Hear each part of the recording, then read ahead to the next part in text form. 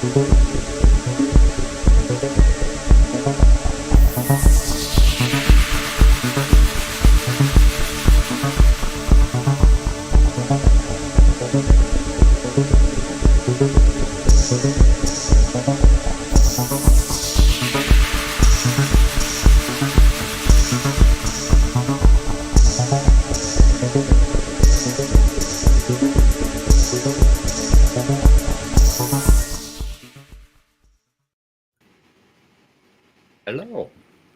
I'm just saying hi to everyone in chat, but I guess instead of writing it out, it's like, hi, all two of you. All two people three people are watching now. Oh, the Willie and Carol. Hello, Carol. Hi, Carol. Anyway, I was about to say hi, but then the thing stopped. Add me. Oh, should I add Midnight? God damn. Midnight's having some problems. Are you back? So how about now? Can we hear you now, Midnight? Now you got the same restream problems you had a while ago. I don't know how you fixed it, but if he's using Firefox, you got to switch to Chrome. Yeah, I know. Because she don't work. Yep. Yeah. Switch over to Chrome, Midnight. Hey, Jay, James, Nerdy. You got a bunch of people showing up there, Mike. Oh, good. You're popular. James has a link. So JG censorship exists. I think he typifies presup apologetics, and I think he's a little more honest about it. So it's easier to figure out what they're having a problem with. And I think it's kind of interesting to go over some of his stuff because he's sort of blatantly bad. Well, now Midnight. No, we don't got him yet. He's going to keep coming back, and I have no idea what's going on. I would reach out to Restream's customer service and ask them. I suppose I should as a customer, but, and say, what the fuck? What's happening? Anyway, Godbox. It glitched on me when I tried to come in the first time, so I turned everything off and I tried again, and then it worked. So yeah, there are some glitches, but to kind of frame this Godbox thing, okay, like when they talk about metaphysics, they think they are so fucking brilliant, and I mean they go to school for philosophy, right? And they still can't get out of the Godbox. So they're always talking about shit like before the Big Bang, and the laws of physics are obvious, and logic and mathematics are obviously a God is necessary for them. And you can't reason with them outside of their thinking at all.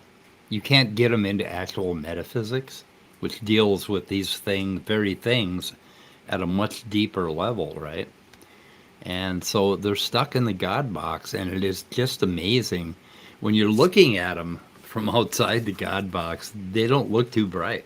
I mean, even the ones that have PhDs in fucking philosophy, they just seem like, what were you thinking? I don't quite get how they think sometimes. But I got a little video here, and this guy, this JG guy, kind of illustrates some of this, I think. So let's see. So I come in at 38, and I think, and I thought we were going to be talking about the classical laws of, of logic. Are they physical or are they abstract? Like a lot of physicalists will think that, they're abstract, so they're not physical. And I'm like, fine. If you don't want to call mind shit physical, I'm good with that, because it really. But the thing is, the laws of logic and the laws of physics are very much derived from the way the physical universe behaves. And so I came in here trying to explain to him something that was a little bit different than what he wanted. What he wanted is empirical evidence that the laws themselves are physical, right? It's like, okay, we'll have to listen to a little bit here. He's asking for empirical evidence that the laws of physics, of fucking physics, are physical. This is a prescriptive versus descriptive discussion. I don't know what the fuck. A pattern in one place, you can have a similarity to that pattern in another place, even if it's entirely different material. There can be a similarity in the way that the way it's laid out in Cartesian coordinates, if you want to do it that way. So that is that's just a strange thing about the universe. Yeah, you see, I'm trying to explain something to him about the fact that, okay, not only is there matter, and not only do we have electrons, but we seem to be in this space-time thing, right? So all the electrons not only have the properties that electrons have, but they have the property of being somewhere in space-time. If you have two electrons and they're really close together, well, they're going to start, some shit's going to happen, right? But then if they're further apart, that shit's going to settle down. So I'm trying to explain that to him, and that's sort of a basic, that's kind of like that is a given. Okay, that's a universe that we live in. Do we know why it's that way? Well, no. We're working on that. It's just kind of incredible, and he wanted to go to, let's see if I can find a place. So we talked about this in a different earlier today about Okay, listen to James. magic. Like I guess I just don't believe in magic. So Interesting. Sorry. That's interesting. James doesn't believe in that magic, and JG thinks interesting. It's like, gee, I never met anybody that didn't believe in magic. Just don't know that a literal nothing can exist in any amount of space or non-space. They don't even know literal nothing is a concept, right? We don't know for sure that it manifests in any way physically, if it even makes sense to have a literal nothing. But to even suppose it for a moment, if somebody's proposing this idea that there is any actually existing entity that isn't made out of some kind of energy doing some kind of things, that it doesn't subsist and consist of any form of energy at all, then they're describing absolutely nothing. But if they say it's absolutely something, then what they're saying now is that there's two different kinds of absolutely nothing. There's the kind that God is made out of, and then the kind that the universe is like supported by, and then there's the other kind of absolutely nothing, which is just absolutely nothing. Well, that's interesting because I think that is a really cool thing from James there. Yep. Kinds of absolutely nothing. Interesting. I think you're in a situation where you're claiming that an invariant law exists and claiming it's physical, but you don't actually have the empirical data behind that. So whatever you think about other. Okay, this is where, Bernardo Kastrup, we got to play that clip where he rage quits. But this was the same thing, basically. He was saying that, oh, yeah, physics has proved that physics, there is no physical, right? And he's saying that, well, you got to have empirical evidence for empirical evidence, which. Did you see the Peter Hitchens quit on Alex O'Connor view? Did you? Okay. Oh my God! It took him 10 minutes to walk out. He kept coming, and he kept walking around the room complaining. What an arrogant prick! I mean, Jesus Christ. Anyway, it wasn't deserved either, but okay. No, and he was just having a conversation with him about legalizing cannabis, and the guy. And God, Peter Hitchens thinks cannabis is like the devil weed. If you smoke it once, you're gonna end up insane. It's like, you remember Reefer Madness, that film that the FBI did back then? Fuck. That's what always comes to mind when people start saying something. Yeah, like this. You watched Reefer Madness, didn't you? Oh yeah, yeah. This kid takes a puff of marijuana and he jumps out the window. It's like, oh my God. It's like. No, I don't. I've never seen that happen at a party. I have seen people jump out of the window after drinking a fucking quart of bourbon, though. And that's perfectly fine. Yeah, that's fine. Yeah, that's fine. We can jump out in that case. Oh no, I only have one nicotine lozenge left. Okay, other situations and other explanations, your very claim of the physicality of these alleged laws, it's still going to be your burden to show that they are physical. And how are you going to empirically demonstrate? Do you see this? He's asking for James, to give empirical evidence that the physical laws are fucking physical. Why do we call them physical laws? It's just like, what's happening here? I mean, have you ever heard anything quite that ridiculous? Are you with me, Dave? Well, they want it both ways. But I mean, what the fuck? That's what James was trying to say. It was nothing is nothing is nothing is nothing is nothing is nothing, and you want it both ways. God is nothing, but it's something. It's non-material, it's non-physical, but it's real. It's like, well, okay. Oh, Leo, you're fucking wrong. I always say that the more an apologist tries to explain it, doesn't make it clearer. It makes it more confusing. Yeah, Carrie Ann Chrysler says, prove reality is real. So like, oh my God, what are you... And then he calls them alleged laws, the alleged physical laws. Jump off a fucking building, motherfucker, and see what happens. It's just like alleged laws.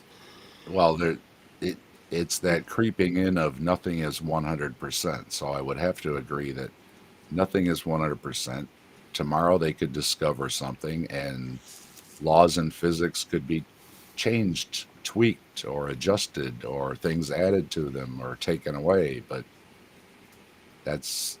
Yeah, but just like Newtonian mechanics, when quantum mechanics came along, did not erase the fucking fact that Newtonian mechanics is one hell of a good approximation of what happens to us when we're launching a rocket or you know. Well, we know next to nothing about electrons. They're kind of mysterious, right? Well, but we know enough that we're using them right now to have electricity and control it in the way we want, and you get your computer and your internet and everything else all branching from it. But yeah, tomorrow they're going to find out, eventually they're going to find out something. And, oh yeah, this is how electrons actually, we know a lot more about them and stuff, but that's not going to change the fact that we had electricity and electronics for all these years. Oh, the laws of logic do indeed reduce to physical facts, Leo. I think that's where you got it wrong. Hang on a second. I gotta go get something. Uh-oh. Mike got a coffee delivery. I know he got a coupon the other day, so. Nicotine gum or lozenge delivery.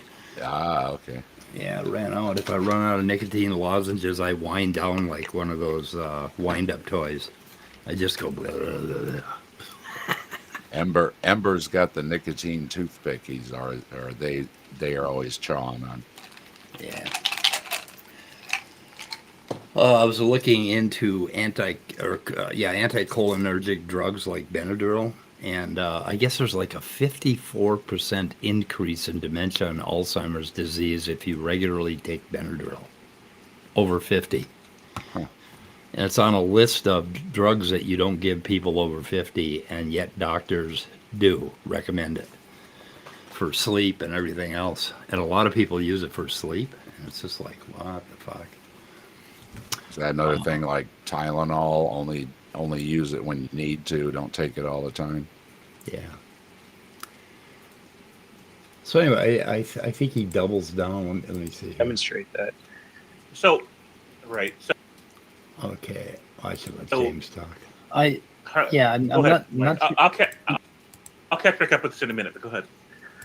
Okay, I don't want to listen to myself blather.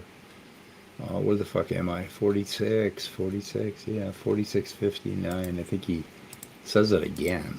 The way something works is going to be the empirical data of these alleged laws. Yes, exactly. We discover the laws based on this. What is so difficult? You know, I didn't realize when I was talking to him, because it's sort of, I get blindsided by people's ignorance sometimes, and this guy's Sometimes. I mean, you come on to have a conversation, right? And then you don't realize that they're so fucking far away from any kind of understanding at all that there's no reaching them. And you know, and I'm sitting there, you know, trying to tell them about my fucking Cartesian coordinate bullshit and all that stuff. Oh, and at one point when I was talking to him on the stream I did with him, you know, I told him that, you know, about Cartesian coordinate system, right? And he said, well, you know, Descartes, I think, therefore I am. You deny that? And it's like, yeah, I don't like that part. Okay, but he confused Cartesian coordinate system with I think, therefore I am. Well, Descartes was a mathematician, right? And he came up with the idea of, I believe it's attributed to him, the idea of having an XY coordinate system. You know, that's a lot about how we do mathematics. So, anyway.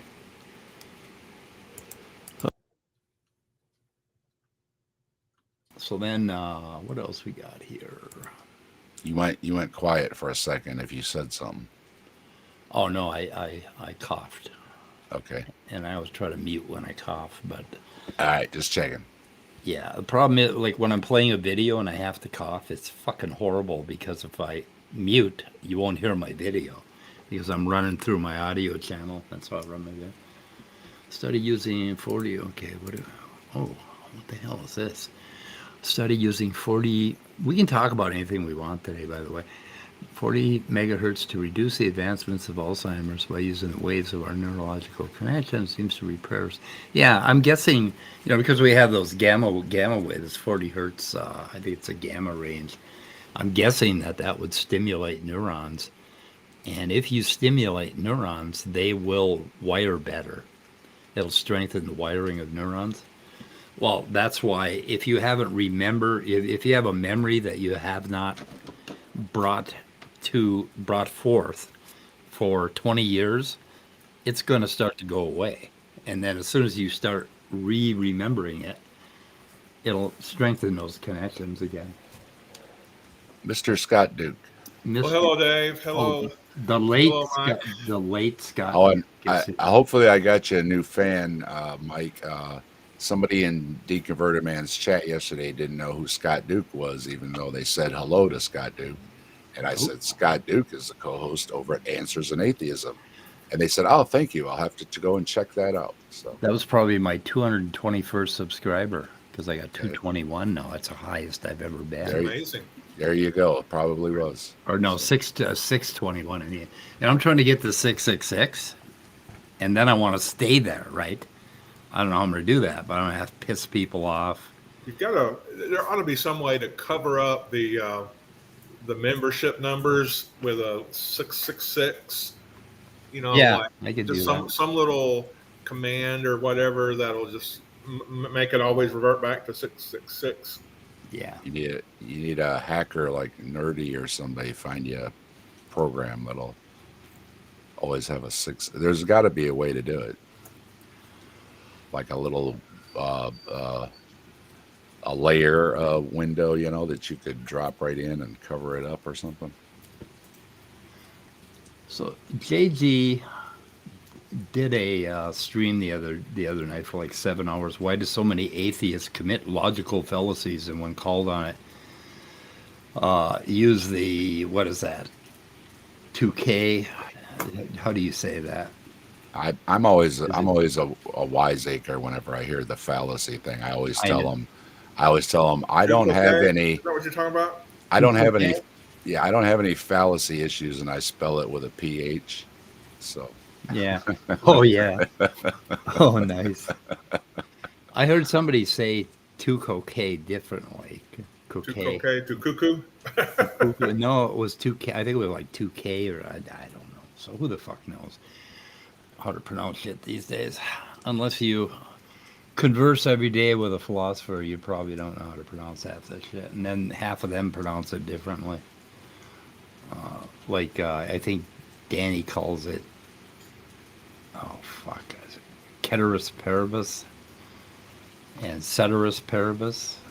There's two ways to say that. Anyway, so on that stream, he came up with this argument, and he put it out. And I don't know if they were his slides. The thing about JG is he'll run a stream, and he'll do nothing but tap into other people's live streams and play them. And then he'll have like 3 hours of music, and then he'll tap into somebody else's live stream, and you don't know what the fuck you're watching, right? So I don't know if he actually put this argument up, but atheists' lack of belief to evade defending God doesn't exist. When atheists appeal to my atheism is just a lack of belief, and he's talking about lack theists, and I love that word, and say, I made no claim in how I define my position. To attempt to evade any burden to defend anything at all in debates about God's existence. Define your Christianity as just a lack of belief in any non-Christian worldview and see if your interlocutor remains consistent. Well, on Leo's channel last night, they ran, let's see, that's Leonard Susskind. Where is it here? Knowledge refutes materialism. My goodness. Why am I not finding Leo? Where's Leo? Come on. Oh, okay. Mark Reid was making a positive argument for hard atheism. And I think we should distinguish that, because a lot of atheists really just do not believe because they have not been convinced. And you don't have any burden of proof for that, I don't think. Yeah, right? and what's a one-word way to say, okay, you say God exists because da-da-da-da-da-da. My response is bullshit. Yeah. I don't believe what you're saying. It's not convincing. Well, Well, it ought to be convincing. You haven't convinced me that it's convincing, so I guess it ought not to be. Yeah. And, what do you call that? You call it not believing. You call it, which is what? Agnosticism. Yeah. Well, he's got like a fucking modus ponens argument for it.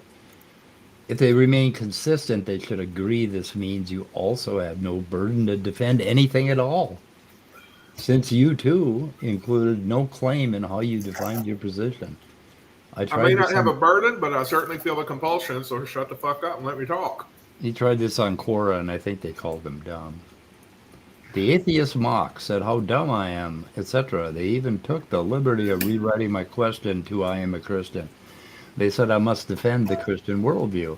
When I said, but I made no claim in how I defined my Christianity. They said, I can't do that. I must defend the Christian worldview and give evidence for the Christian God. Well, no, you don't have to give me evidence. In fact, I would like you to shut the fuck up. All you Christians, and just never say anything at all. I would like that a lot. Yeah, just believe your stuff. Believe your beliefs, but you will get a fight when you try to legislate your beliefs, and I think what you're doing is wrong. Yeah. I'm not going to shut up and go away. I told them they're correct that I'm implicitly affirming the Christian worldview by saying I lack belief in any non-Christian worldview. And that's where he gets into binaries, and that's what I mean by the God box, but we'll get to that. But here's what stumped them. I asked, what are you implicitly affirming by saying you lack belief in God? Okay, what am I... So, okay, if somebody brings up anything contingent, right? Like blue cats, right? Bright blue neon glowing cats, okay? And I tell you that I lack belief in bright blue glowing neon cats. I'm implicitly inferring that I don't believe in those things, but do I have the burden of proof here? I don't think I do. It's just like I just don't believe it. I've never seen one, never run into it, don't believe it. Anyway. And it's not just a lack of belief. It's the evidence isn't believable. That's yeah. Even when they do try to provide evidence, but I always say they're giving you an empty evidence bag, and they're saying, "Here, look," and okay, there's nothing in the bag. Yeah, Leo's Well, going on about. and many have said, "Well, you got to fake it till you make it." Oh, the word is specifically used in philosophy or any particular branch. What word are you talking about, Jay? What I would have to go way back in the chat, I think, to find it. But what word are you talking about? I'm also going to piss Leo off because I think metaphysics is actually physics. It's just physics. Right now, the kind of physics they're talking about is metaphysics. I mean, it's way the fuck out there. They're trying to figure out whether space-time is some sort of weird projection from some other kind of geometric object, and multiverses and all of that. Multiverses have many different versions that have been offered. But anyway, I like to piss Leo off. That's another one that you got to watch when somebody brings up multiverse. It's like, what kind of multiverse are you talking about? Yeah, everybody thinks of that kind of naive one where every decision I make, I split off into another universe or whatever. Yeah, And it goes a little deeper than that. I think the multiverse presents a possibility of universes where physical laws are so bad that all you have is black holes, or you have nothing, or whatever. I mean, physical laws don't work. And anyway, Mark Reid did a really good job of using the same argument I use against God when I talk about hard atheism, that there's no possibility of a mind without a brain, body, and world. And Mark Reid makes the case that there's no possibility of a mind without a body and brain, I think. We're a little too brain-oriented, I think. I like to spread that out a little bit, because just a brain by itself wouldn't do a fucking thing. Other than make a great doorstop if you could put them in resin. And I do have a few of those. and that's for all that we know and understand. Yeah. But it's still, there's always the possibility that, I brought up the question the other day of, is there a way that energy can store memories in some way? Maybe, who knows? Things get Or is very, there a way very memory deep can when do you- that in such a small footprint that it would work along with a body? You might be able to do that like with something the size of a nebula, but probably That's not the even thing. that. Yeah, It's just there's so many what weird ifs? ways that you'd have to configure things. It's just not a practical question at this point. I never discount a what if, but what ifs are also endless, because, well, what if and what if and what if another universe and what if this and well, sure, if all those what ifs pan out, then sure, but that's not something that you can claim as knowledge right now at this moment. That's, even if it's proven tomorrow, it's a what if right now. What if raindrops were gumdrops and lemon drops? Oh, what a rain that would be. So, Jay Patrick, ChatGPT can go fuck itself. Is metaphysics just complex physics? Okay, I'll ask. Midnight here? Midnight's been trying. He's been trying to be here. Oh. Okay, I'm asking ChatGPT if metaphysics is physics. Well, technically, it's meta, right? But I'm telling you, when you really think about physics, you get pretty meta. Origins, and if you're doing the kind of metaphysics that that spiritual people do and Christians do and fucking woo people, Voodoo. fuck you. That's not even Who do philosophy. you think you're fooling? It's not even philosophy, let alone metaphysics. Don't come at me with that bullshit.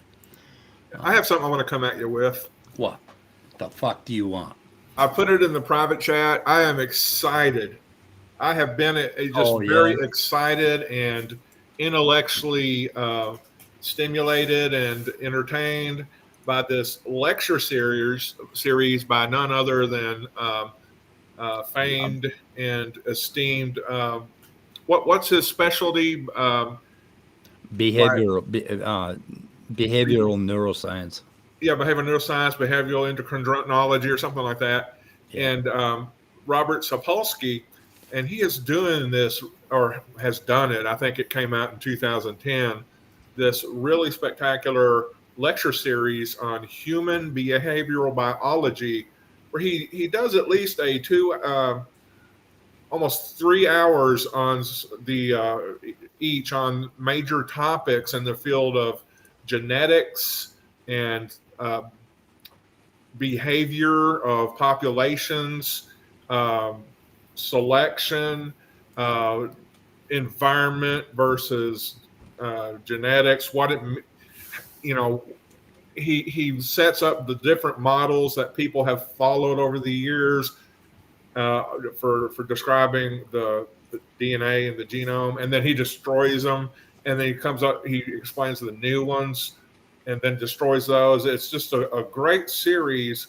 He's going to get into aggression, schizophrenia. He's going to get into, I think the aggression one is probably like 4 parts. He gets into chaos and reduction. Chaos and reduction, schizophrenia, just all sorts of great topics that are just amazing when looked at from the genetic and biological point of view. So there's a link. I hope it ends up in the description to the playlist of those lectures, because I think if I didn't think you would be enriched by it, I wouldn't recommend it. Stanford. And we also yes sir. That is the very first playlist I ever saved on YouTube. Oh, well, never mind then. You can also see it on our list of playlists, and I recommend it. It's I just put it out there. Yeah, and a lot of the stuff that Mike has been reinforcing all through these years, it really is well crystallized in that particular lecture series as well. It comes together, and you go, "Oh, I now I understand what Speed was trying to say there." So it really reinforces a lot of what the science that Speed has covered. Now, also his book called Behave. Jay Patrick has been. I think Jay and I think Jared Jefferson. I think both of them have recommended. They recommended it to me, and I bought it when they recommended it. And I started actually listening to it when I went up north recently and got through 8 chapters. Really good. He explains the whole, oxytocin, testosterone, neurotransmitters are magic, and they do these things. He does it really well. He tears that idea down, and does a really good job. Now, he also has coming out this next week a book on essentially consciousness and philosophy of mind, called Determined, a Science of Life Without Free Will. You can kind of guess what side he comes out on, but I've also provided a link in the private chat for accessing that on Amazon. And I look forward to it because, consciousness and free will, and do we have free will? If so, what kind?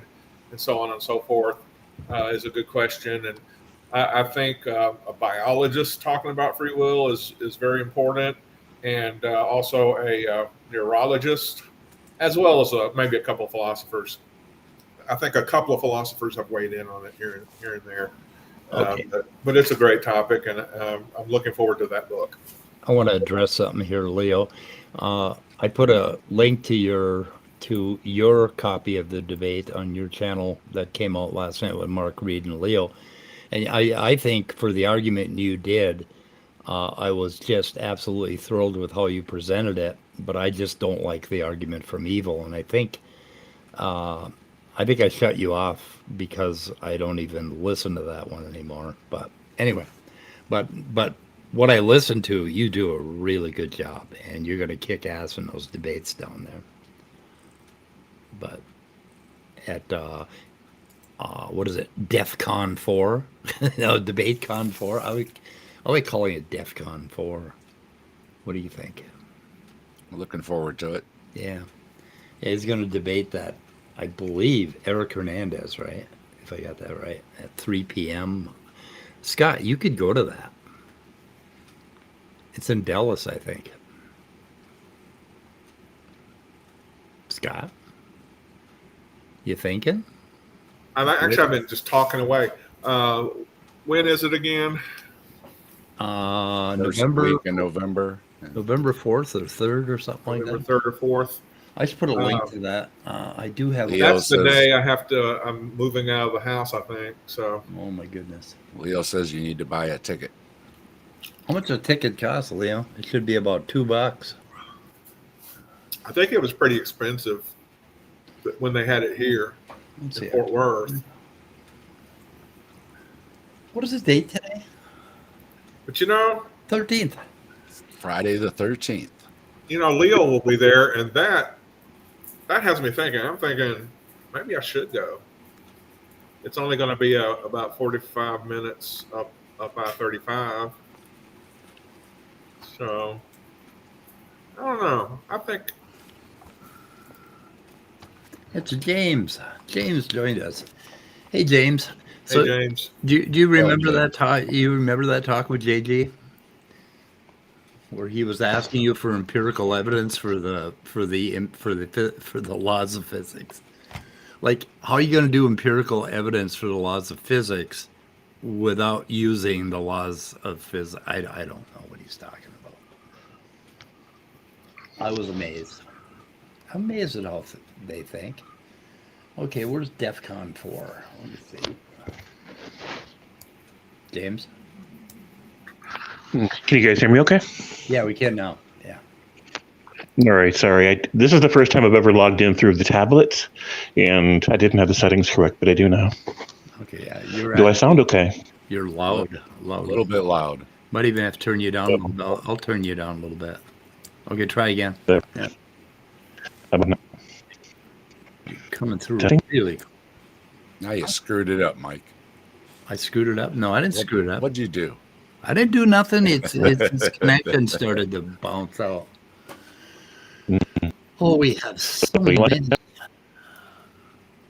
Now you're starting to robot. Yeah, you were doing really good at first. Now you're roboting.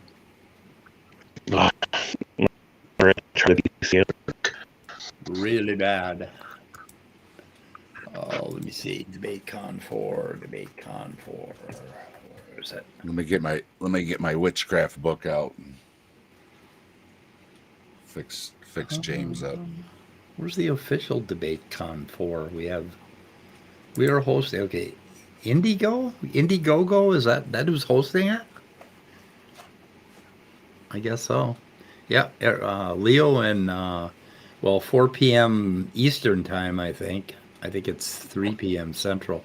Hernandez versus Leo. Is there a soul? Let me go ahead and put that in the description, and I will put that in here too. I'm hoping they YouTube all that shit. So James is going to come back in with his computer and DEF CON Right. 4. I'm trying to find a spell here to fix him up in my book. Oh yeah, find one. Have you seen any UFOs? Aliens? You had any aliens? We've had nothing but cloudy and rainy. The forecast says, I believe, Tuesday and Wednesday coming up. We might have some clear skies. So I have everything ready. I've had clouds. So if the aliens kidnapped you and took over your mind, would you tell us? I don't know if I would be able to if they took over my mind. Right. So I don't know. I don't know, Dave. I don't know. I don't know if I should be trusting you right now. If I get an alien lap dance, I'm not passing it up though. You'll have to give yourself some sort of hypnosis to get subliminally tell yourself, like, when you get taken over by an alien, your subconscious will cause you to like blink SOS or something like that, or ET phone home Well, with to your quote eyelids. to quote the great Houdini, if there's a way to let you know from the beyond, I will. I'm sharing Leo's debate on Leo's channel, and it's linked in my description midnight. But Houdini never found a way. That's what you see. Can you guys hear me okay? There you are. No, you're not botting. Well, you I, will. I can hear you now, James. I really, really wanted to be able to stream from the tablet, but it just wasn't going to cooperate. So I don't know if Leo's still here or not. You know, it's difficult because Leo's really smart. He knows a lot of shit, right? But the problem is there's a communication barrier because he's coming from a, I don't want to say cultural, but he's coming from a kind of Rigid. social niche where people use language a certain way. Yeah. That's not the same as the way that I use language. So before we can even really have a discussion where we have all these discoveries and agreements or disagreements, I have to like say, okay, how are you defining this and how are you defining that and all this other stuff, because words can have more than one meaning and there may be some nuance I'm missing, right? So it's frustrating because it's a long process. We can't just jump into the conversation. So I don't know. Maybe eventually I'll get a chance to have a longer conversation with Leo about that stuff. Yeah, Leo is when Leo gets the bit in his mouth, he chomps down on it. And Leo will tell you himself that he's a little bit on the spectrum, and that makes it really difficult sometimes because Leo and I pretty much agree on all this shit. It's just that the way I word it is not the way Leo would word it, and then we end up at odds. And yeah. And I don't know if we can work on that, if we can make that better. I just choose to let it go most of the time because what do we got here? Have you guys seen the Tom Rabbit video with Darth calling his fellow Christians dirtbags? No. No. It's beautiful, I'm sure. It's beautiful. Yeah. Ember was saying that Bree shut Darth down on something, the call-in show the other day or something like that. Really? I couldn't remember what it was, so I haven't been able to find it. If somebody knows what Oh shit! Yeah, I don't know. It came up on what the channel was. I know I haven't been watching it. Part of the problem for me with the disconnect in the what you call the atheist community is, one, I'm incredibly opinionated. Like, holy crap, I'm opinionated.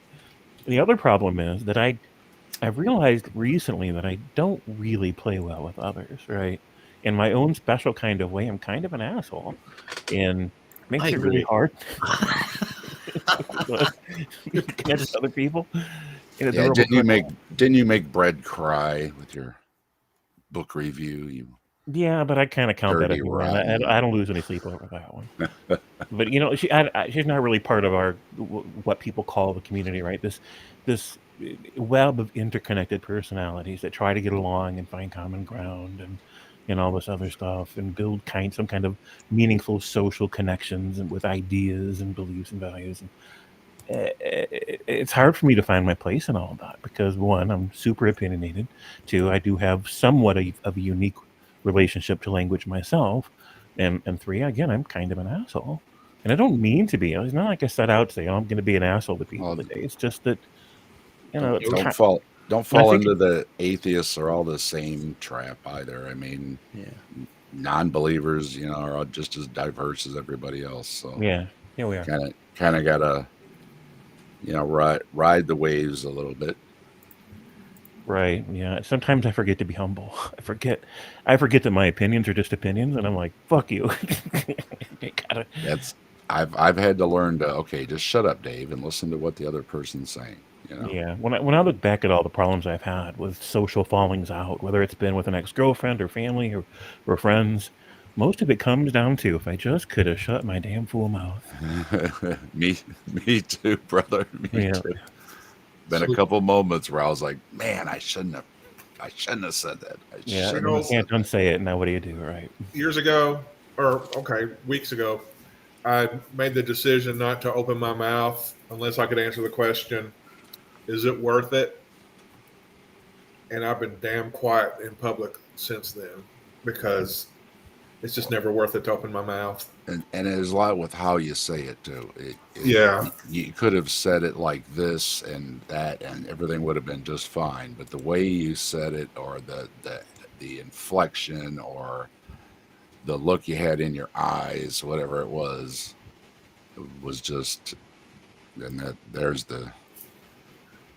I know I just had a little tit for tat with the missus, and that's what it was. It was just because I said something the wrong way, and I just worded it poorly, and she got a little bent with me, but we worked things out. But yeah, I said it wrong.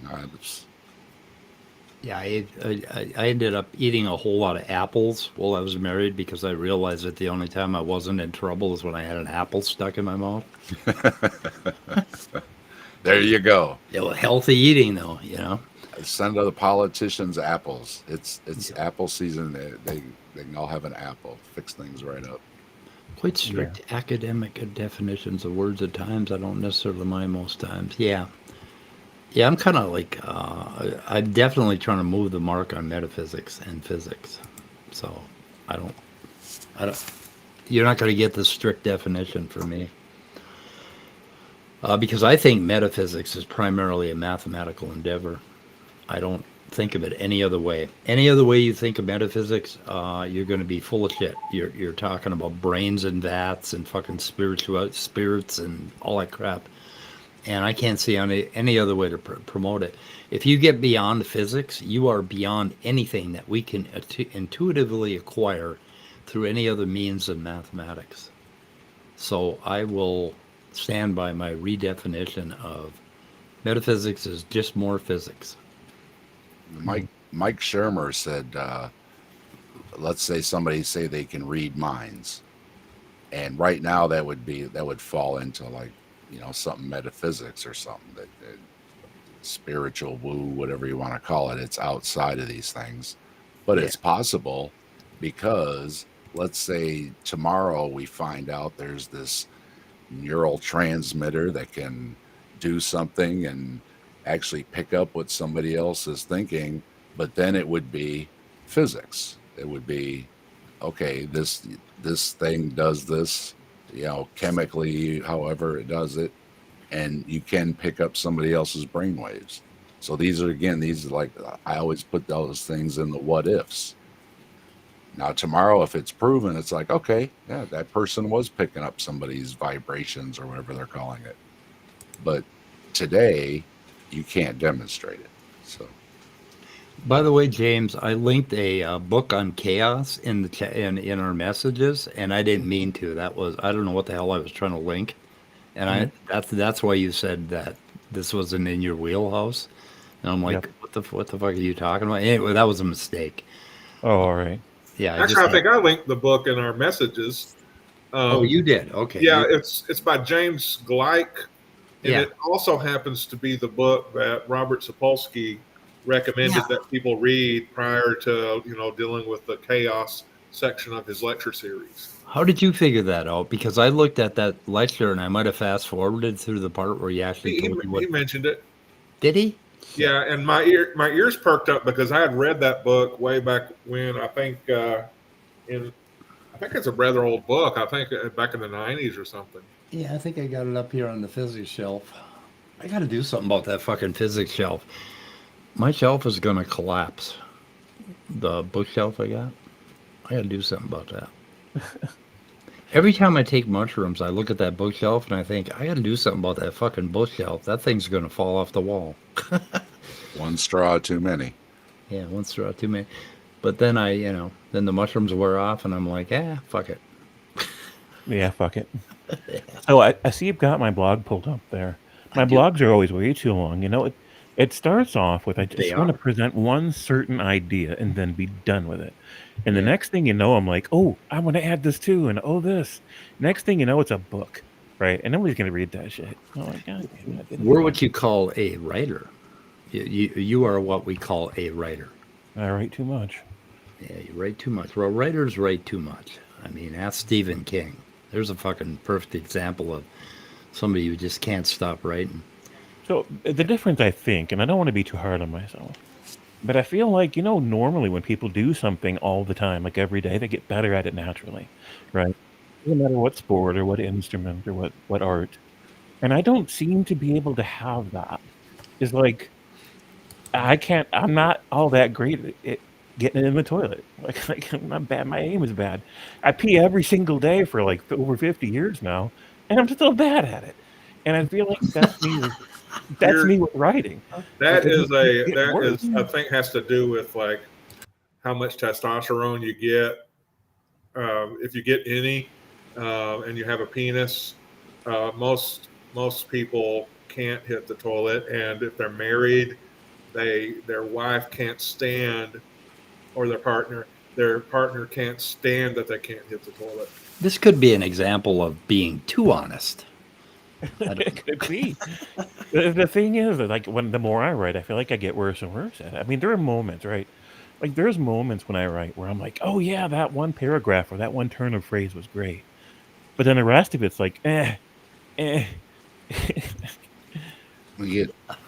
think about maybe taking a writing class or something. I have thought about it. I probably need to. I just kept thinking if I keep doing different I'll different get good, and it viewpoints just on how to doesn't do work that things. way. Yeah. Well, But I do yeah. want to share this one thing from the blog while we've got it open real quick. But hang on a second before you get to that.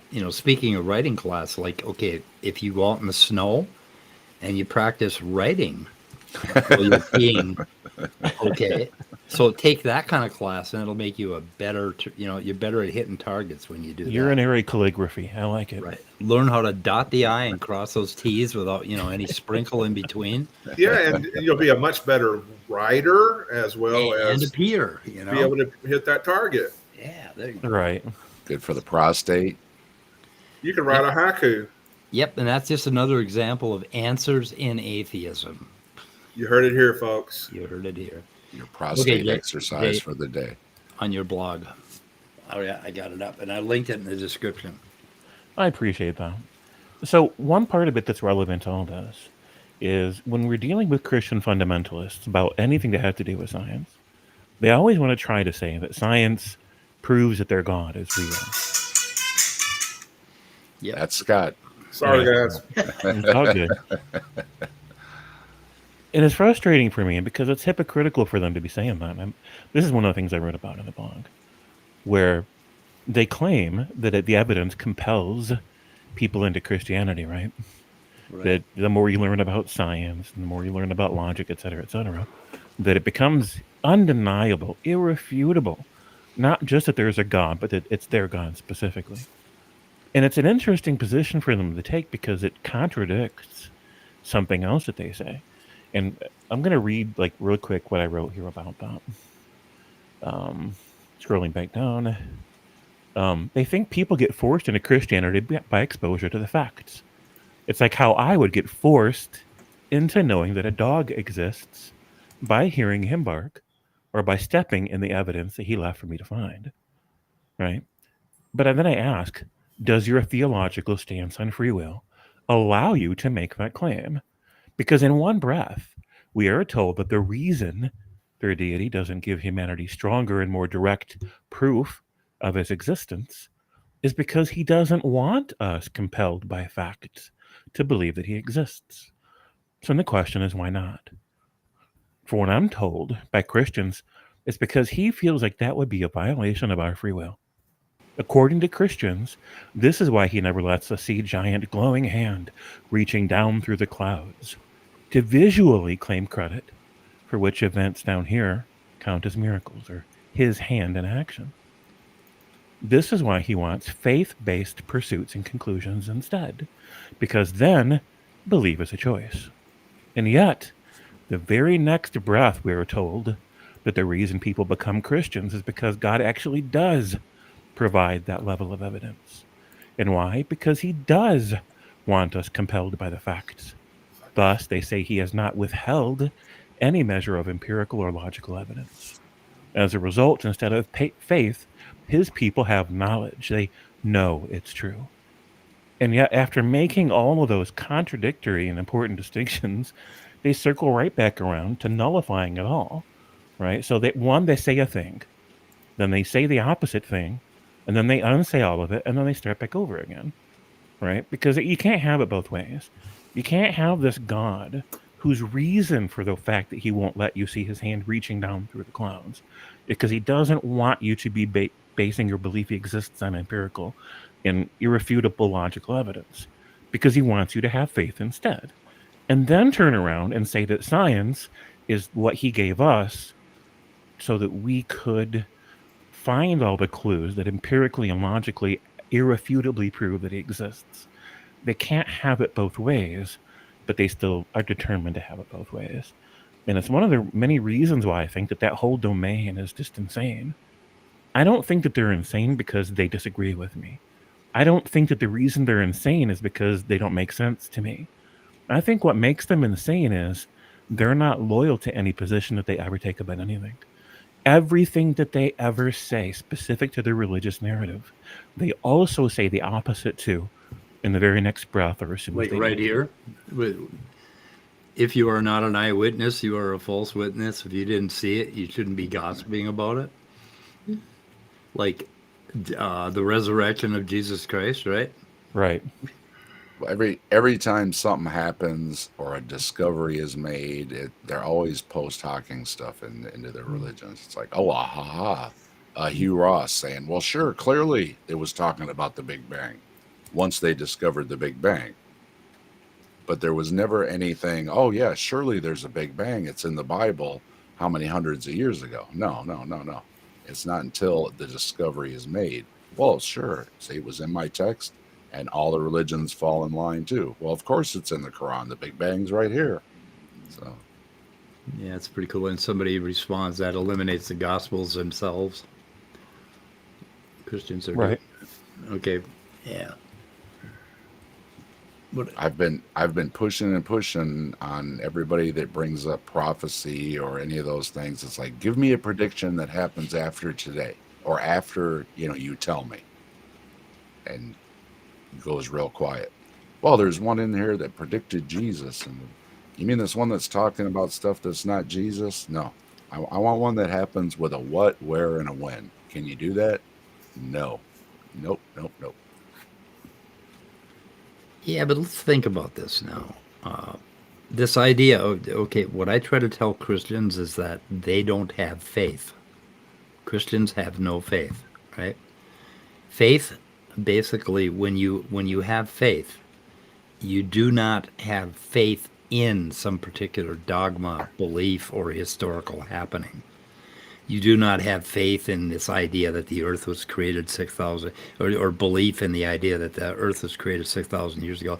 All that bullshit, that's all the dogma. And I think some of the Gospels, probably in a lot of ways, they're trying to tell them, have fucking faith and knock it off with the belief. Quit clinging to the belief. So once you wake up and you become a born-again Christian, the next thing you need to do is wake the fuck up again and drop the dogma, drop the Christianity, and just go with faith. Because faith is a way of living that any human can subscribe to that has nothing to do with belief. In fact, Ellen Watts and myself believe that faith is the exact opposite of belief. The exact opposite of it. So if you say you have faith and then you go telling me about, oh yeah, he was really resurrected, he really walked out of that tomb, it's like, no, you missed the fucking point. That's like Cy the other day with yeah, Jesus was a historical person who was historically crucified, and it's like, okay, and historically rose from the dead. No. You were fine up until that point, but then you're gonna include something that is a faith, a belief, whatever, however you want to define it, as a historical fact. And it's like, these are not historical facts. You're sounding like Ken Ham with, it's a historical fact. There was Noah's flood, and it's historical fact the earth is 6,000 years old. And then you can go to the next level, and it's historical fact that the earth is flat. Look, people talked about a flat earth for how long? So that just leads to ridiculousness. Jay makes a good point here that the question begging of this science bullshit that science points to God. And it kind of goes back to JG with it's like, oh, you need empirical evidence for the laws of physics. Otherwise, God did it. God did it. I mean, if you can't provide empirical evidence for the laws of physics, then obviously you need a creator to create those laws of physics, right? And it's like, what the fuck? Anyway, I was going to put the link out in the chat. What do you think of that? What do you think of that? I think it's great. It's your circus, man. It's your circus. Oh, it's going to be a circus, yeah. Okay, I thought maybe Jay might want to come in. Been making some good points. He also made the point that if I take my metaphysics books off my physics shelf, my shelf won't collapse. You may have a point. And the mushroom That's why farm. we use logic and reason. The mushroom farm's weighing it down. Yeah, it is. Yeah. Run into a gentleman the other day that had a big bucket of mushrooms that he collected out in the forest. And I'm thinking, I don't know, I'm afraid to eat shit from the woods. I don't know about you guys. I don't like to eat shit at all, but Yeah, I had to. Yeah, a good example of taking things a little too literally there, James, but that's okay. Did Well, that what is it? irritate you, Speed? Did that irritate you? No, Okay. I'm just making a comment. You're the coffee guy, Speed.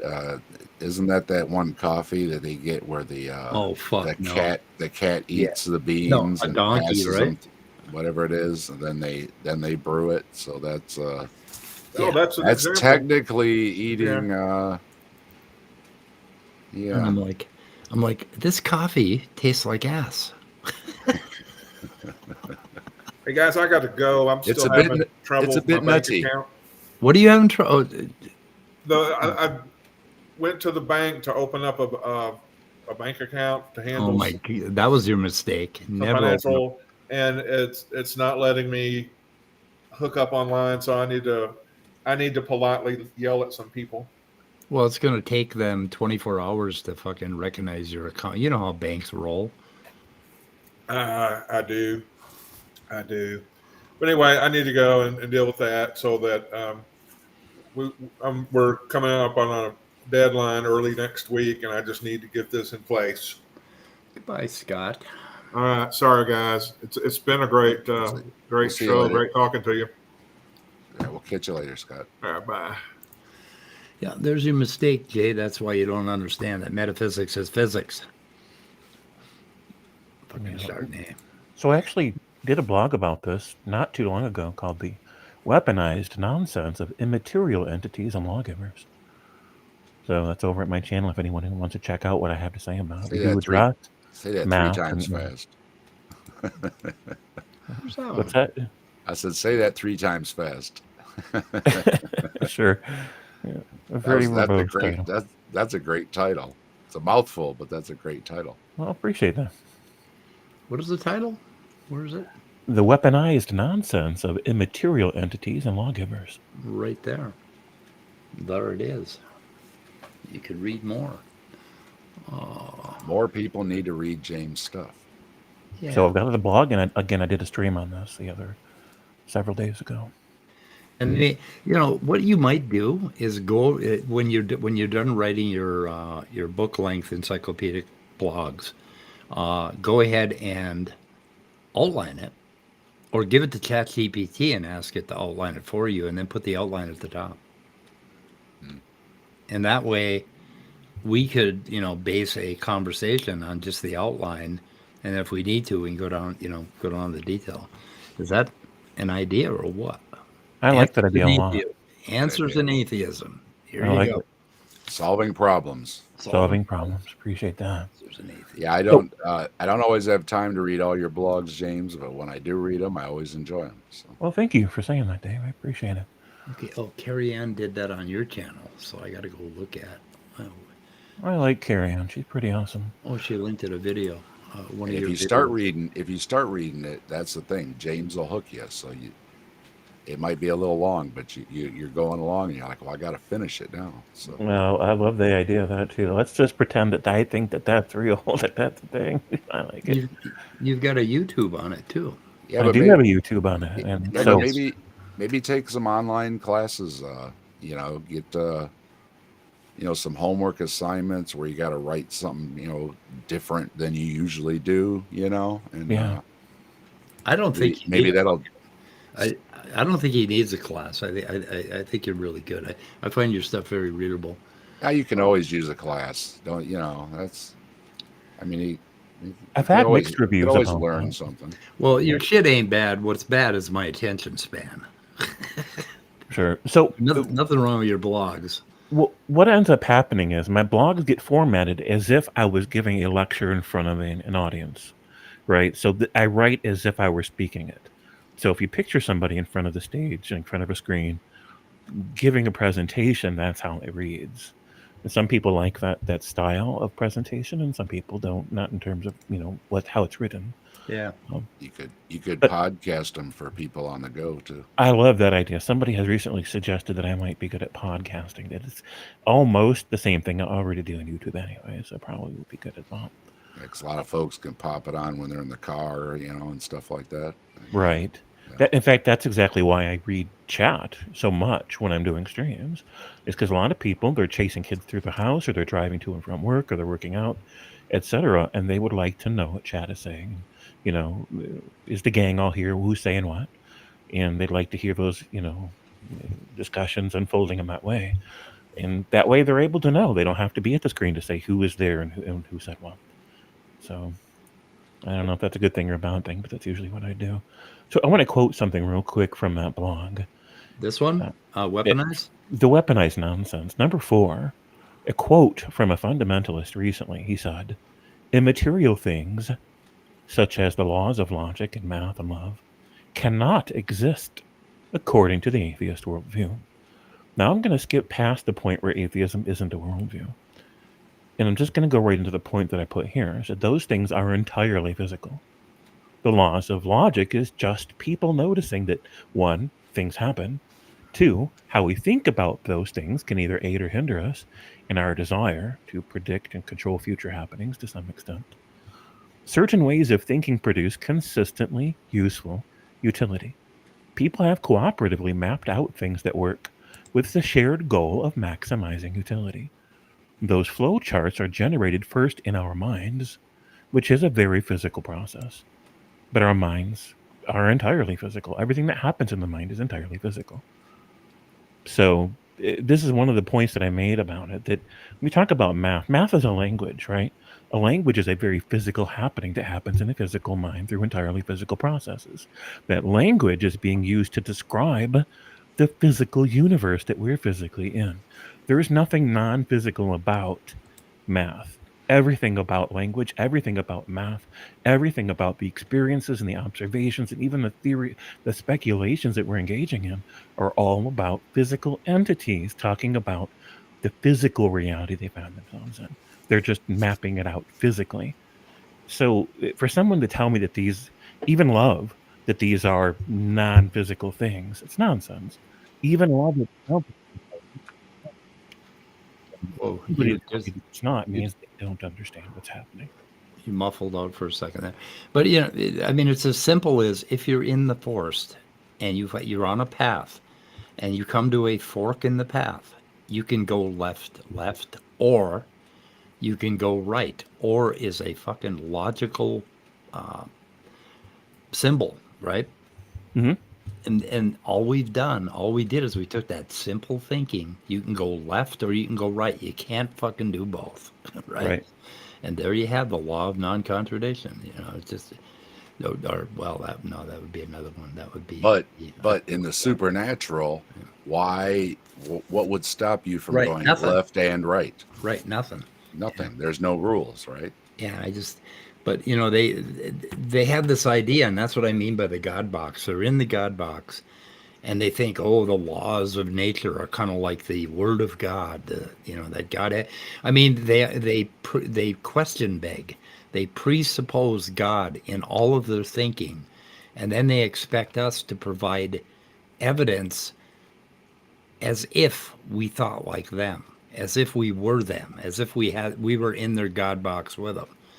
So when they talk about how dumb atheists are and how they just don't get philosophy and metaphysics and all that stuff, they're in this fucking God box, and we're on the outside looking at them saying, "What? What are you saying?" It's like I can fucking see through you. I can see around you, conceptually in so many different ways, and you can't fucking see it because you're in the God box, and it's pretty dark in the God box. Mm-hmm. A fucking God box is a bitch. And that's the thing. There's no rules, so whatever it is, well, God did it. Yeah, there's just, and while William Lane Craig and Turek and the rest of them, they say it all the time. Well, that's because God is not physical. He's not material. He's not in our dimension. He's not in our time. He's not in our universe. And then that leads to the memes of, well, that describes everything that doesn't exist, doesn't it? Right. Right. Yeah, it's just, I don't know. You know, and then we have the mind stuff, man. We got to do more streams on the mind stuff because there's a whole lot to be said about it. I have some, I think I have some sketches on that. Oh, my stuff is, yeah. I have some sketches on the mind stuff that we should go over at some point. There's a little diagram trying to fucking explain idealism to myself. You end up in a lot of circles. I always love your diagrams. Yeah. They're awesome. Representational. Yeah, there's something called, there's a disease that plagues neuroscience today. Like, well, in the 90s, I think they're kind of getting over it now. But it's called representationalism. And if you read Dan Dennett, if you start reading Consciousness Explained, he's going to run you through these intuition pumps, which you are not going to understand until you read them 3 times. So get ready for that. Right. And basically, he's trying to tell you that if you believe that, oh, okay, the mind creates a representation of what you're seeing outside of your mind, who the fuck is viewing the representation? As soon as you think that there's a representation in your mind of reality, you are automatically admitting dualism into the door, the Cartesian theater, that there's somebody watching it. And Dennett will tell you, no, nobody's watching a fucking movie inside your brain. That isn't how it works. You work in an interactive manner with reality. But anyway, stream after stream we need to do to go on about those points and how to break that idea that when I'm seeing a cup, I have a representation of a cup inside my mind. Well, yeah, in certain ways in neuroscience you could say that, but not really. No, you don't want to fucking say that you're representing reality inside your mind. That isn't how mind works at all. Closer to Truth just had a video out yesterday, I think, with the one of his former professors that actually has a brain sliced open in his hand. And they're talking about with all the things in the brain stem and how important the brain stem is and how the rest of the brain coordinates. It all comes down to this tiny, tiny little spot where the chemicals transfer between the cortex and the brain stem. That tiny little spot with those chemicals in that tiny little spot are the key to everything, because any damage to that area is detrimental. You can have big chunks of your cortex blown away, you're still fine, but that one little tiny spot is that vital spot right there that transfers everything from the rest of the brain to the spinal cord, the brainstem, I mean. And that little spot, like they said with Kennedy or anybody that had, an unfortunate incident, that's why they died and other people don't, because if it hits that one little tiny little spot, that's that vital spot. And everything comes down to these few chemicals and these transmitters between that brainstem and the rest of the brain. It's fascinating. Was that a new video that came out the other day? Yeah, I think it was just yesterday. Closer to Truth? I can find it for you. Yeah, is it Closer to Truth? Is that the one? Closer to Truth, yeah. Yeah, there's another one called the interlaminar nuclei that's at the center of your thalamus, which is the size of a walnut. And then at the center of that, there's like 1 centimeter of tissue. And and it sort of regulates the entire thalamus. I probably shouldn't have said that out loud, but that's a good way to explain it, I guess. But the ILN, basically, if you lose that, if you basically you just go in there with a Q-tip and squash that fucker, consciousness is completely gone. All normal brain function disappears. It's gone. You are brain dead. So there's a few spots like that, but yeah, see if you can find that. Is consciousness an illusion? Is it that one? It's Arnold Scheibel. How do brains function? Got it. About 8 minutes long. Okay. I'm trying to figure out what spot you're talking about. Let's go look here. When he's got his finger and he's pointing at the brain in his hand, that's when he's talking about it. He's pointing at it. Yeah, like right there. Yep. Let's see. Was sacrificed. Oh, wait a minute. Okay, I have Dave's thing or James's thing up. Okay. Let's see. We got to go away from Chroma. We got to go back to this. And it can be very small. It can be quite small. You can It's lose a remarkable. huge amount of the hemisphere and Medulla and the pons. As a matter of fact, Oh, the ponds? this area of the brain stem is the one part of the entire nervous system that you cannot live without. When John Kennedy was shot, when Bobby Kennedy was shot, they both lost their lives because this area was sacrificed. and it can be very small. It can be quite small. You can It's lose a remarkable. huge amount of the hemisphere and still be relatively normal and live, but a That's right. tiny That's right. trauma here and you die. So it is that critical. Then as we move up, we come to this area that we call the midbrain, that's above the medulla and pons. And here we begin to get more holistic functions. As a matter of fact, there are a number of nuclei, that is, conglomerates of cells in these areas, each with a specific chemical signature. And a group of them producing, some of you perhaps have heard the terms noradrenaline, serotonin, dopamine. The chief sources of these basic neurotransmitters, the technical name for them, is found here. And these areas in turn are controlled by feedback fibers from large parts of the cortex, so that the way we think can really affect the way we feel, because these neurotransmitters are basic to our feeling tone and even to our personality. Robert is Robert, Arnie is Arnie, in part because Wow. So I put Yeah, that there in it the is. I like Those- the description. Those couple little transmitters right there make you you. Yeah, that's good. Pretty neat. Yeah, it's a good video. Yeah, the brain stem controls your sleep cycles, your just everything about consciousness. And if you really want to shoot yourself in the head, that would be the place to hit. Did I say that? We're not recommending that at all. Did I say that out loud? Hyperbole. Did I say that out loud? I didn't hear it. Okay. God damn, got to put I another think somebody was warning just clearing their throat. I'll put another warning. So James, what was that video you had up? James, are you with us? James. Oh, Sorry, James. Sorry, I thought you guys were going to be talking longer, so I set the microphone down. We were boring him, and he walked away. Yeah, you were We putting a talking video. talking about science stuff. Science. Yeah, it's just Yeah. it's Get like back to the woo. Get back to the woo. yeah, we could market that like an audio recording of science as James Be Gone. Watch it. I'll even lie. James Be Gone spray. Just say science. Yeah, and I can't say enough good things about the Closer to Truth series. If you aren't subscribed to it, subscribe to it. He interviews fascinating people, top names in their fields. They're just great.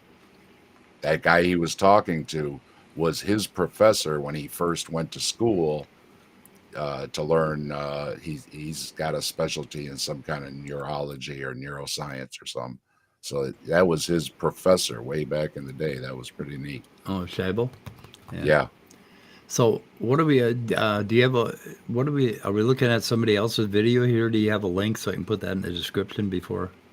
So this is Dr. Jennifer Bird. She's been featured on Myth Vision several times. She's got her own. It's not exactly weekly. I think it's more often than that. I think it's almost every day. But she does these short streams where she talks about ancient Hebrews, biblical Hebrews, and what they really thought about things like marriage and women and sexism and things like that. So she reads different things and then talks about it from an academic perspective. Can you throw me a link to that? Yeah, I can do that. Private chat will work. I mean, I can. Let me come back over here. Private chat. Get me an Earl. So I mean, this is a link to the actual thing. Let me go back and find a. Because I'm kind of OCD, and if I'm thinking about, Oh my gosh. Oh my god. Oh my gosh. Oh my gosh. Okay. Oh my god. Yeah, I have like that that effect. clip. I have that effect. So here's the thing. Like I secretly save clips every time I get a compliment, like in somebody else's stream. And this was the most recent one. I'm like, I'm going to start sharing these. So this is my most recent, like, go me kind of moment. So this is her commenting on it. She reads a thing that I said. This is the Bible summarized. You want me to go ahead and play it? Yeah, definitely. Yeah. All right. Oh my gosh. Oh my gosh. James, can we be friends? You're I read this. I just have to put this up. I read the scriptures as men with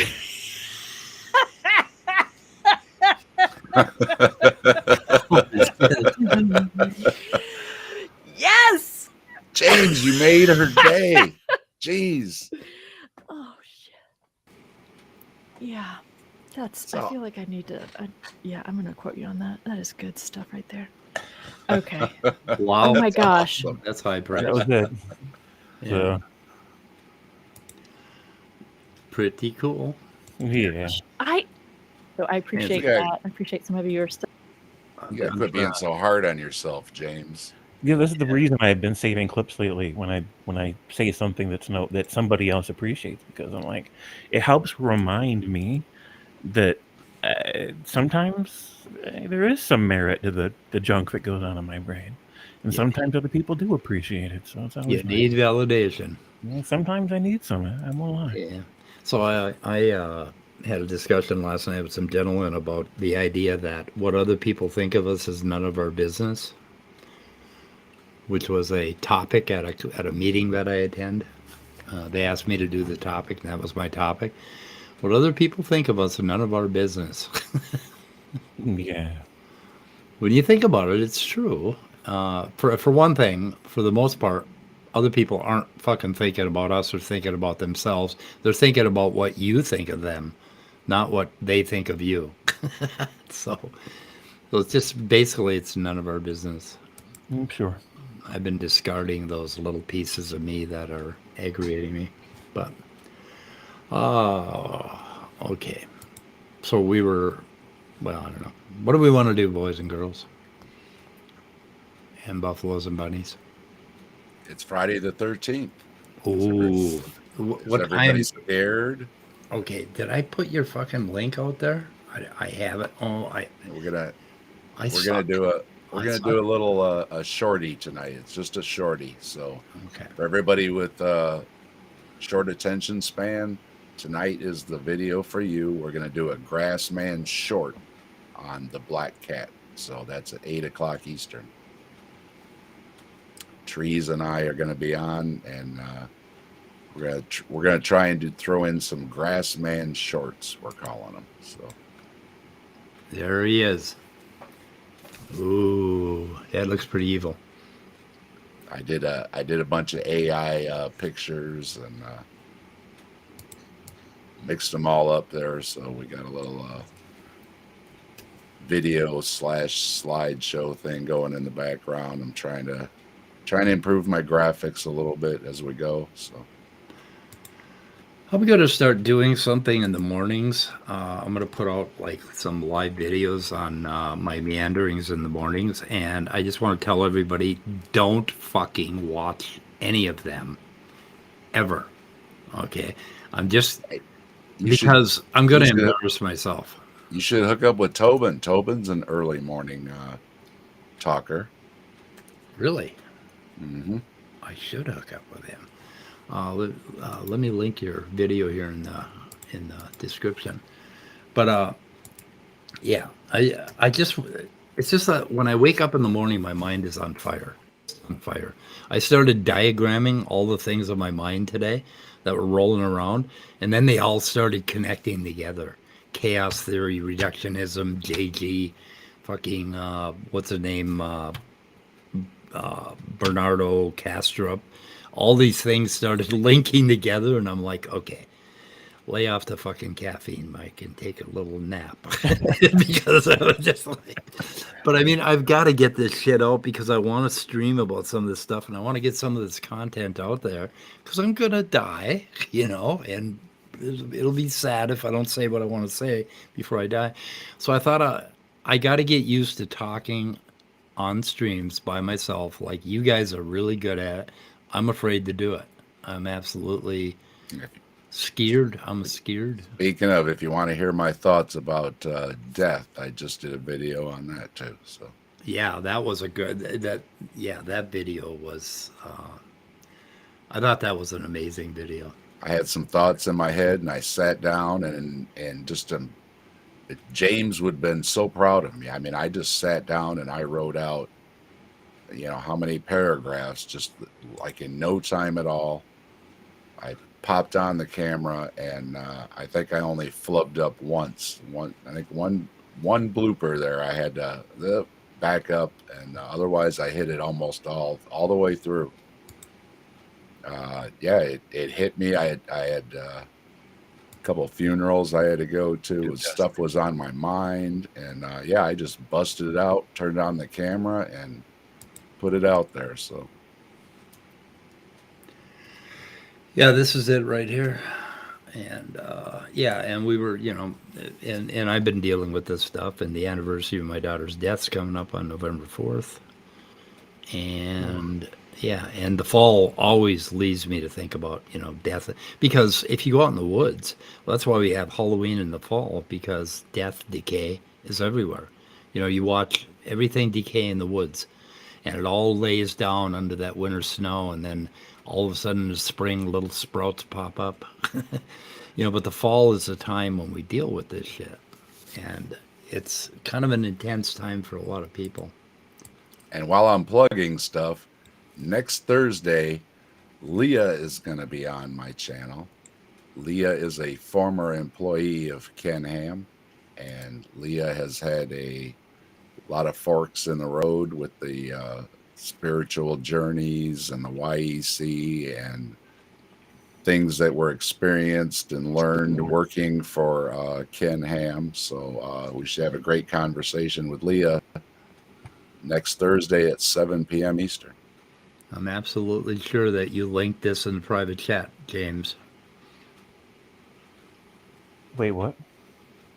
I'm absolutely sure that you put a link to this video in the private chat.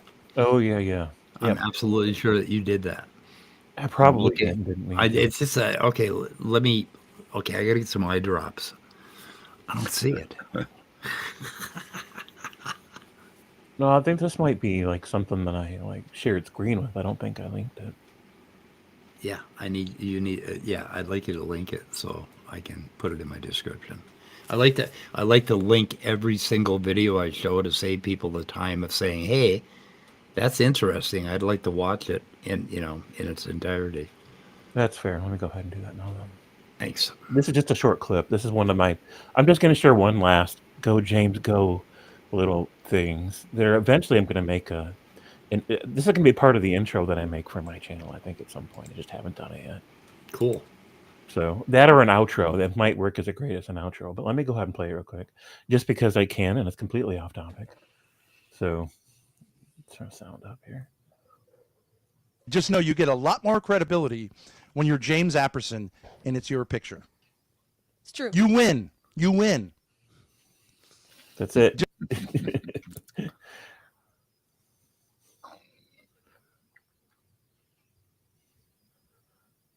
Logan Fisher says he posts in mysterious ways.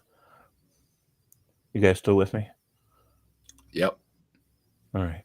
You still owe me a song too. You can get Still high owe you a praise. song. You can get high praise from me. I'm waiting for my song. You still owe me a couple couple verses. No, I absolutely do. I should get to work on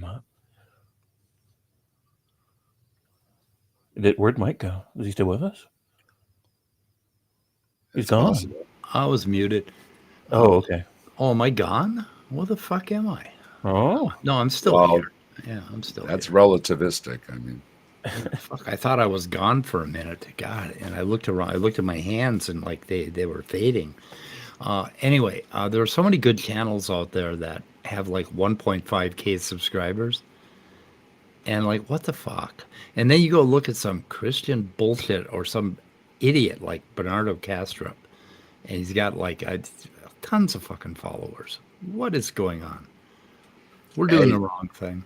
And everybody out there that may not be subscribed, or maybe you got a sock account. I'm real close to 200 subs.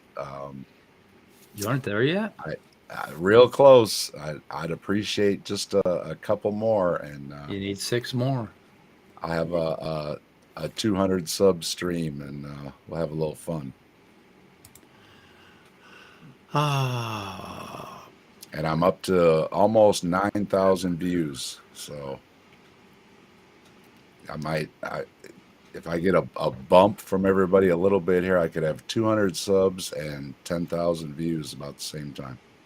did you say that Tux is the one? Tux goes live early. Tobin. Tobin. Okay, Tobin. Okay. Tobin's up at 6 or something. He's early riser. Okay. And hello, Tux. And Spooky. Bunch of people. Just go live You're and- popular. Look at all the people come tune in to see you, Mike. 13. You got like you got a bunch watching you over on your channel. Bunch watching us. Hello, everybody, and everybody on both. Yes, we got 18 Mike, watching. Mike and I have been trying this dual stream thing, so we. When I used to do the weather report every single day, and then I did Saturday night at the Atheist, I'd have like 45 viewers. When I had like 300 subs or 200 subs, which is pretty fucking good ratio. And but if you don't do this stuff, if you don't keep at them, they forget who you are. Like y'all out there, you forget who I am. yeah. Sometimes I don't have some, and sometimes I'll have 2-3 things in a week. But it's I've been really at it about a year, and I've got 80 videos. And if you take out a couple of them that are just promos and stuff, it works out to about around a video-ish a week. So that's what I managed to put out. Spooky, you scared the shit out of me. What the fuck? You sneaked up on me. It's Spooky's day. You got 2 days this month. Got Halloween and Friday the 13th. 13th. Yep. So close to 200 subs for 18 months. Yeah, I've been close to 620 for 18 months for a long time. Yeah. I want to get the 666, guys. Come on. Go get your grandma, get her an account. Go to the nursing home, sign them fuckers up. Yeah, Tux. You send me an invite. I'd appreciate it. I can add team members if you want an invite. So yeah, I've given some thought. You went muffly. What was that? What? James, you went muffly for a minute. Oh, Quit eating a banana while you're trying to talk. that's what she said. Banana proves God. Jay's So losing. yeah, this microphone has been really wonky lately, and I paid a lot of money for it. So I don't know. Maybe I just need a new box to go with it or something. But can you hear me okay now? Yeah. Yep. All right. So yeah, lately I've been thinking I probably should start my channel new and start over again. I think I could make better use of the algorithm that way. But I probably need a different niche. I've done a lot of things to sabotage myself in the atheist community in ways that I may not be able to recover from. Yeah, we hate you. Yeah. I've made a lot of enemies, and some of it's my fault. Like I'll own that shit. and some of it's just dumb decisions. One of those decisions, just to cite an example, is I once made Bart Ehrman cry. Now, What? I made Bart Ehrman cry. I wrote a blog about him. It was kind of a hit piece, and I posted it. And oh my gosh, some people thought it was great. Some people thought it was awful. You need a fucking medal. Yeah, but the thing is, it got back to see, Bart Ehrman is very close friends with some very influential people in the what you call the atheist network or whatever, right? Like he's very close friends with a lot of people. And the interesting thing about this niche in the interweb is that it's very political. There's cliques that form, loyalties and allegiances that form. And if you burn the wrong bridge, you'll automatically be burning all the attached bridges with it, right? Because now, oh, you offended this person, I can't be your friend now. And then somebody else hears about it. Oh, really? Oh, I don't want nothing to do with that James guy either. Pretty soon, you're like, you got this mounting list of people who are like, I ain't gonna fucking deal with that James guy. And so even though I stand behind what I said about him, I shouldn't have said it because it was professionally disadvantageous, right? Because it's consequential. And there's just so much politics and so much cliques and backstage conversations and gossip and people bonding and stuff like that, like hate bonding. Yeah. And I just feel like gotta ride the waves, James. I know I'm so bad at that. That's one of the ways I'm an asshole, right? Because I don't give any consideration at all to who I'm going to piss off and how that's going to be consequential to me. And you kind of have to, right? You got to care about that, even if you don't want to. And if you look at the successful channels right now that are rising, the ones that are already at the top are the ones that are on their way to the top. Say Mindshift or Christy Burke on their way to the top, or the ones that are already established, like Apologia or somebody else. Generally speaking, they do not get down and dirty in the weeds with gossip and forming allegiances and alliances and, who's part of the clique and who's not, right? They don't get dirty in that way. And I did, right? I jumped in and spoke my mind, and consequentially so. And I just feel like probably I'm going to have to find a niche in the YouTube universe somewhere other than the atheist community. I just think that I've burned too many bridges there to build a platform, if that makes any sense. If I could make Matt Dillahunty cry, I would get a medal for that. I don't know. Yeah. I think in some of the cases, James, I don't think it's as big a deal as all that. Maybe not, but it seems to be, right? Because there's an awful lot of places that I can go now, where the moment I arrive, there's people there that absolutely hate my guts. Well, Tux is blaming you for how unpopular he is. So yeah, there you go. That's why I don't have 666 subs. It's your fault. It's all your fault. Should have never had you on my channel. I don't know what I was thinking. Yeah, fuck. What were we thinking? I'll have whoever I want on my damn channel. As well, you should. And now I'll have to bleep myself. My goodness. Oh, do you have Deconverted Man's video, Mike? You got to play that. Which one? The bleeped one. Oh, the bleep video. Okay. You got that handy? I'm correcting something. I was getting razzed a little bit about. I try to keep my language clean on my channel, and I ask my guests to please, tone it, just keep it toned down a little bit, just to politeness for any believers out there. And so Deconverted Man sent me a little video clip. Took care of the bleeping. Yeah, I think that was something I downloaded. I forwarded it to you in my email. Yeah, and it was downloaded, right? So I downloaded it somewhere. Should have been. Yeah, where the fuck did I download it? Yeah, that sounds like what would happen if they censored one of our Thanksgiving dinners. Just be like bleep bleep. It's, bleep bleep. Isn't Jimmy Kimmel the one that does unnecessary censorship bit? Yeah, that's what he did. Yeah, let's see if I can still. You never know what you're going to get. Deconverted Man sends me stuff in my email every once in a while, and it's always a pleasant surprise. Boobies. Quick time. Let's see if So it yeah, works. we got some fun comments over here in chat today too. Nerdy Rosen says, "I was one of the first to cancel James." You trendsetter, you. Out in front. Yeah, out in front.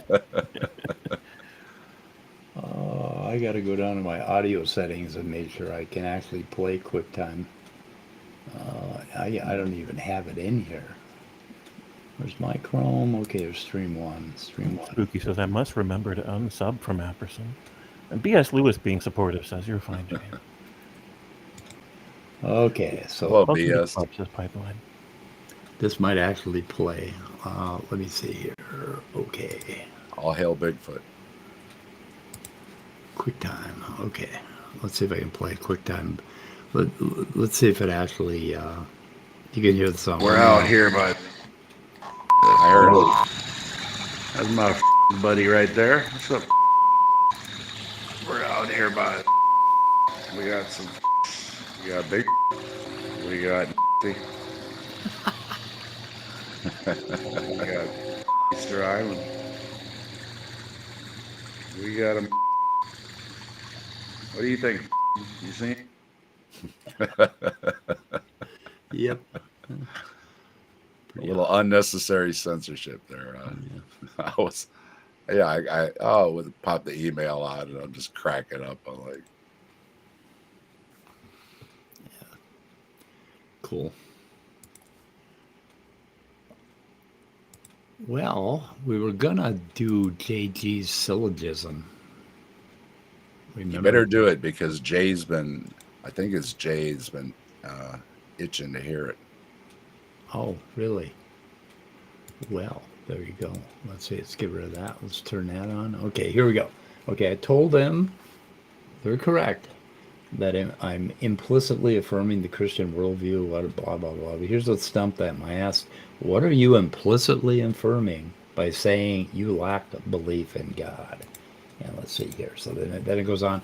In the exact same way that I am implicitly affirming the Christian worldview, when I say I lack belief in any non-Christian worldview, they are implicitly affirming a non-theist worldview by saying I lack belief in God. Yeah. So, okay. I guess I can agree with that. I do not believe in blue neon kitties. Do you? It works exactly the same way since everybody must have a worldview. Depends how many mushrooms you had. Okay. So if you must have a worldview, it's either going to be a theist worldview or it's going to be a non-theist worldview. And if it's a non-theist worldview, then you owe it to the theist to tell them why, right? And I'm like, well, because I don't even think it's a worldview. I mean, it's not even a fucking worldview. It's a belief in a fairy tale. That's not a worldview. It would be like saying that I owe it to everybody who believes in leprechauns to justify my non-leprechaunism. Right. And Santa Claus. I mean, there are, little kids that you would have to go around. You'd have to find every little kid that believed in Santa Claus, and you'd have to justify to him why you don't believe in Santa Claus. I don't know. And then, let's see, it works exactly the same way. And since all non-theistic worldviews necessarily entail that God cannot and does not exist, okay, all physicalist worldviews not necessarily, but they entail that a lot of contingent things do not exist, right? Until you find evidence for them. And there are an infinite number of contingent things that we haven't run into or have no reason to believe in, and we don't have to fucking justify why we don't believe in each and every one of them. Blue neon kitties, I do not believe in them. My non-blue neon kitty worldview requires that I explain to you why I don't believe in blue neon kitty. So I have that conversation a little bit differently than most people do. But I agree with everything that you're saying. One of the things that Brett got irritated with me and a lot of other believers too, is when I say all supernatural claims are equal in their validity. And they say, you think a belief in God is equal to believing in Bigfoot? And I say, yes. Yeah. I think it's equivalent to believing in Santa Claus. Equal to Santa Claus or... Oh, and Hugh Ross said leprechauns are actually demons. So watch out, James. Yeah, they draft everything into their narrative that they can. Right. It's fine. I don't really care. And Bigfoot, according to L.A. Marzulli, who's really interesting to watch, Bigfoots are Nephilim. So he's got that all figured out over there. Bigfoots are Nephilim. So it's in the Bible. The Bible was right all along. Bigfoots are Nephilim. So JG says, sorry, atheists, but no more dodging with this lacktheism nonsense. You've been called out for your fallacious reasoning. Saying you lack belief in God necessarily entails the denial of God. Yup. Well, so? I mean, I don't think that it does, though, really. Well, I mean, yeah, this is something that's possible to exist, but we're not shown proof of, right? If somebody says that they have a blue glowing diamond in a box, and the box is still closed. Now, I don't know enough about physics to know if that's possible to have a blue diamond that glows in some way. And so my non-belief in the existence of that blue glowing diamond isn't the same as taking a position that it isn't in the box or that it doesn't exist, right? I'm not saying, oh, there can't be one or there isn't one. I'm just saying, I believe it when you show me it. Yeah. You know, so, but at the same time, here's the thing. Gods exist. And I know that's an unpopular position amongst atheists, but gods exist. Because God is a relationship paradigm. God is a statement of awe, either negative or positive, that you feel small and humbled at the feet of something literal or conceptualized, and that you feel powerless at the feet of it, whether you like being powerless or not. So you can believe in other gods and think, well, those gods are dicks, that's why I don't worship those. But, you know, like if you're an ancient Greek or something. But also you could worship the sun, right? The sun could be your god, right? You could have that relationship paradigm to the sun. Well, the sun exists, and that person over there does worship the sun. That is the relationship they have to the sun. And that relationship is physically happening in their brain. And so in that way, yeah, that God exists, right? So, you know, I don't take a strict gods don't exist position. I take it depends on how you're defining God position. And it just doesn't matter to me, right? It doesn't affect my life, except that religious people are trying to make it affect my life. And that they think that we owe them an explanation or a justification for the fact that we don't believe in their specific conceptualization. Yeah, otherwise we're committing a logical fallacy if we don't give them this, you know, why we don't believe.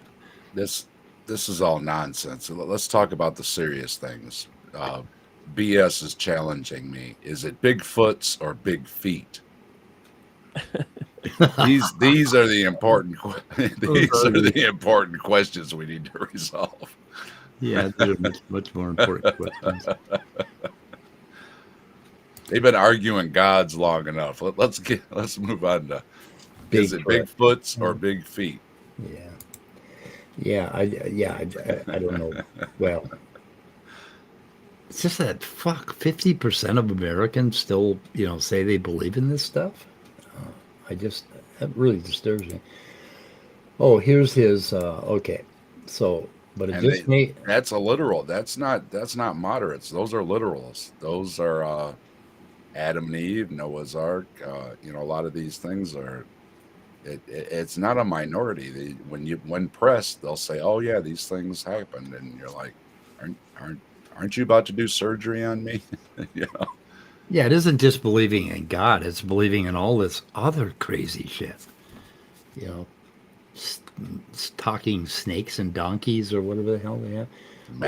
The magic zoo boat, and yeah, talking plants and. Yeah, but here goes checkmate, fucking atheist. he's going to offer a syllogism. But just to make it even more clear, here's a syllogism for why neutrality or withholding judgment about God is not possible. But it's in the form of modus ponens, a deductive argument, form and rule of inference, P then Q. P is true, therefore Q must be true. Therefore, my friend. And here's the syllogism. Okay. If anyone affirms a metaphysic, either implicitly or explicitly, then they are affirming a position as to whether or not God exists. Okay. Think about it. So I'm also affirming that all other metaphysical ideas besides mine don't exist if I choose a metaphysic. But when I think about how I think about physicalism, I don't think there is anything else anywhere, no other metaphysics outside and around that other than in the imagination of little tiny small foot primates. We call us little feet. They call us little feet. I think that's, yeah, we're little feet or little foots. But anyway, so if anyone affirms a metaphysic, either implicitly or explicitly, then they are affirming a position as to whether or not God exists. Affirming. Now, I don't know about that. There's a lot of varieties of belief, okay? There's just, like, when I was a kid, you know, my mom started, you know, suggesting this stuff to me. I said, no, it doesn't sound right. And I moved away. But then, you know, most of my life, I never really identified as an atheist because I wasn't around a whole lot of, I just said I don't believe. I'm a non-believer, right? So I call myself a non-believer. I became a hard atheist in around 2008, I think, where I started saying, I don't think it's even possible. This God thing is not even possible. So now I have, you know, an argument, right? But for most people, you don't need a fucking argument against every goddamn thing that you don't happen to believe in. But he seems to think, because of syllogism, whenever anyone predicates, they are affirming a metaphysic. Are they? If I predicate that my cup is on the table, am I affirming a metaphysic? I mean, there are a number of metaphysics that could account for me saying my cup is on the table. If I were a brain in a vat, I would be getting information that says my cup is on the table, and I could affirm that.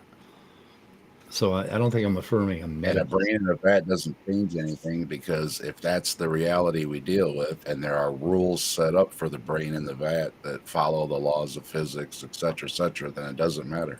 Doesn't matter. Yeah, it would be the same reality. And then number 3, therefore, anyone predicating is affirming a position as to whether or not God exists, either implicitly or explicitly.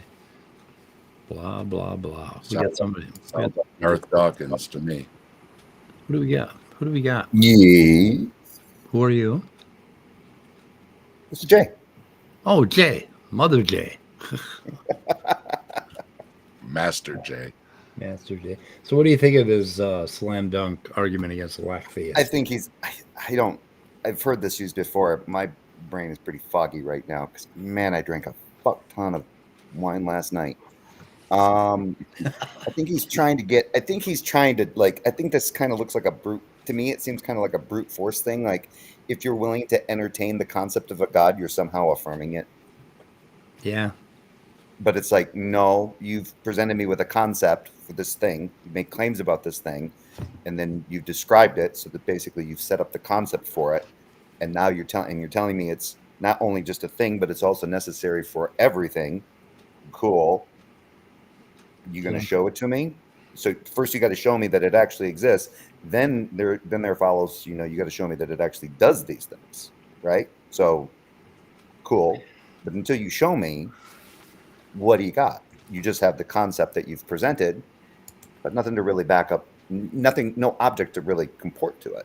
So it's like, okay, I've entertained your concept. So what do you want me to do? Well, now you need to make a judgment on whether or not it's true that this thing exists, or it's true that it does not exist. No, I don't, because I don't even know. Yeah. You can put yourself in an epistemic position where you kind of go, I don't think it's the case because you haven't given me an example of it. oh, so you're saying it's not, so you're saying it can't possibly exist. No, I'm not saying it can't possibly exist. I'm saying what you've presented to me, I don't, you haven't, you've given me a concept with no object. I'm waiting for the object to make a, you know, make a determination. Right. For some reason, they think that if you affirm a concept, boom, the object works. Just like they sometimes do with these syllogisms, right? If I give a first premise and what's asserted in the first premise, like validity, that whole problem with validity and veracity, they think that, oh, well, if the argument is valid, then it's necessarily true. No, that's not how that works. Yeah, he's got his entire argument in the first premise here, right? So I mean, he's just fucking blurting something out. Yeah, it's something Darth uses it all the time. He does that when if he gets someone on, he's talking to someone and they said that they're an agnostic, then what he does is he gets into an argument with them, basically saying they either have to they're either implicitly or explicitly denying God, and therefore that just puts them right into the camp of atheism. Now tell me how God does not exist. Yeah. It's the same bullshit. Yeah, and this is not a syllogism. Is this a syllogism? If P then Q is all he's saying. And then he goes on to explain that if P then Q, right? I mean, what the fuck? Yeah, but you have to demonstrate you have to demonstrate P to actually be true. Right. Like, I can make a valid argument where P in my valid argument is the gold-plated unicorn that shits gold bricks in my backyard. That doesn't mean it's necessarily true that I have a gold unicorn that shits gold bricks in my backyard. But so the argument can work. This is not even a syllogism, because he would have had to, number 2 would have been, providing evidence for P, right?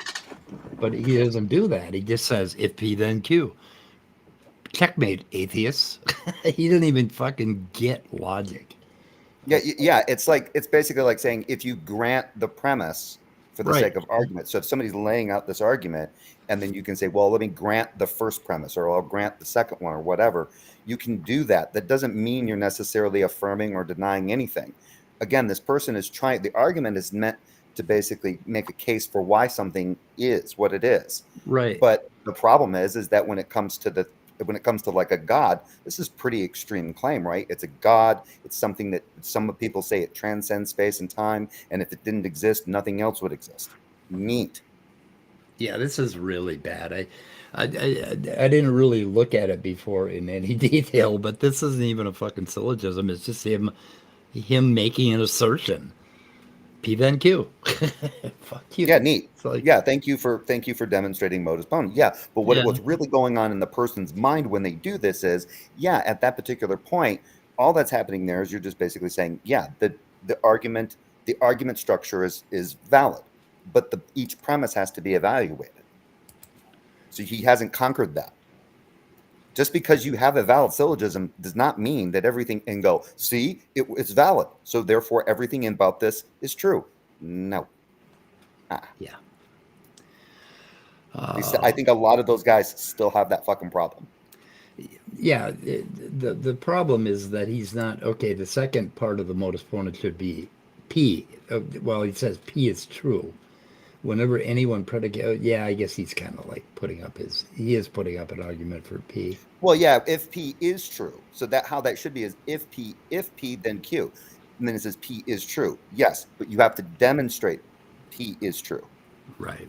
In order for Q to necessarily follow. Because if all the premises are true, then by default the conclusion will necessarily be true as well.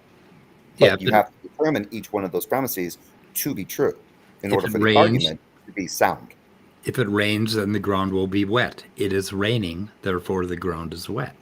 I mean, that's, and I don't think his structure quite follows here, but he does do something that I want to thank him for. Definition of God. And I really wish everybody would fucking realize that this is always it. Okay. The claim fundamental metaphysic, universal mind. They're always talking about a mind. I mean, like, except for people like me who refer to the cosmos as God, everybody that talks about a deity is talking about something with will, thoughts, plans, intention, all of that. And he admits it.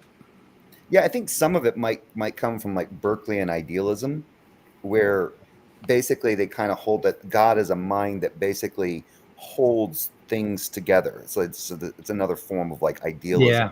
So it's not the physical. There's what the physical substrate is all basically ruled by the mental, is what they're basically trying to say. And if you're someone like Praise I Am, you just get rid of the physical and just say everything just exists in the mind of God, and the quote unquote physical that you're dealing with is nothing more than basically projections of God. Right. Bernardo Castro does that. So are you. Bernardo Castro does that. Yeah, but the problem is then you are a projection of God's mind as well. Why are you acting evil? Why is it, then why is there sin? Why are there evil things? And I've never heard Praise be able to kind of like talk his way around that. He just ends up talking himself right back into a fucking oblivion. Yeah. And So and some people are just kind of like going along with it, like, yeah, that's actually pretty good. That's pretty neat. And it's like, not really. It's got a lot of problems. Bernardo Castro believes that we are disassociated parts of the universal mind. That's what he believes. So we're suffering from this disassociation disorder, and when we die, we join the universal mind again. You know, that sort of thing. And you know, that's a metaphor for some Buddhist ideas about when you die, you just fucking melt into the cosmos. You become part of everything. Who cares?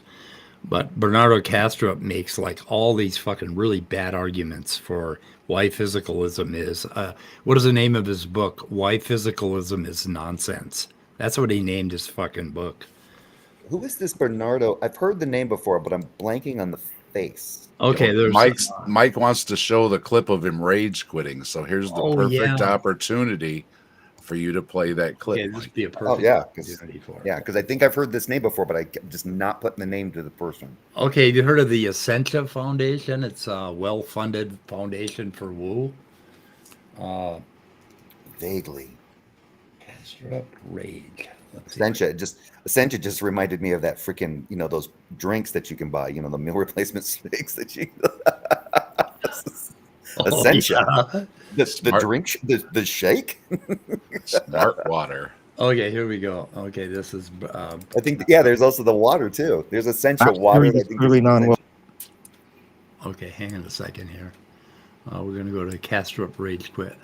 Let me get my shit together. My shit ain't together right now. Okay, now it is. Now we're getting it together. Okay. Oh, this person I had do not know. Let's see if I got the right bookmark here.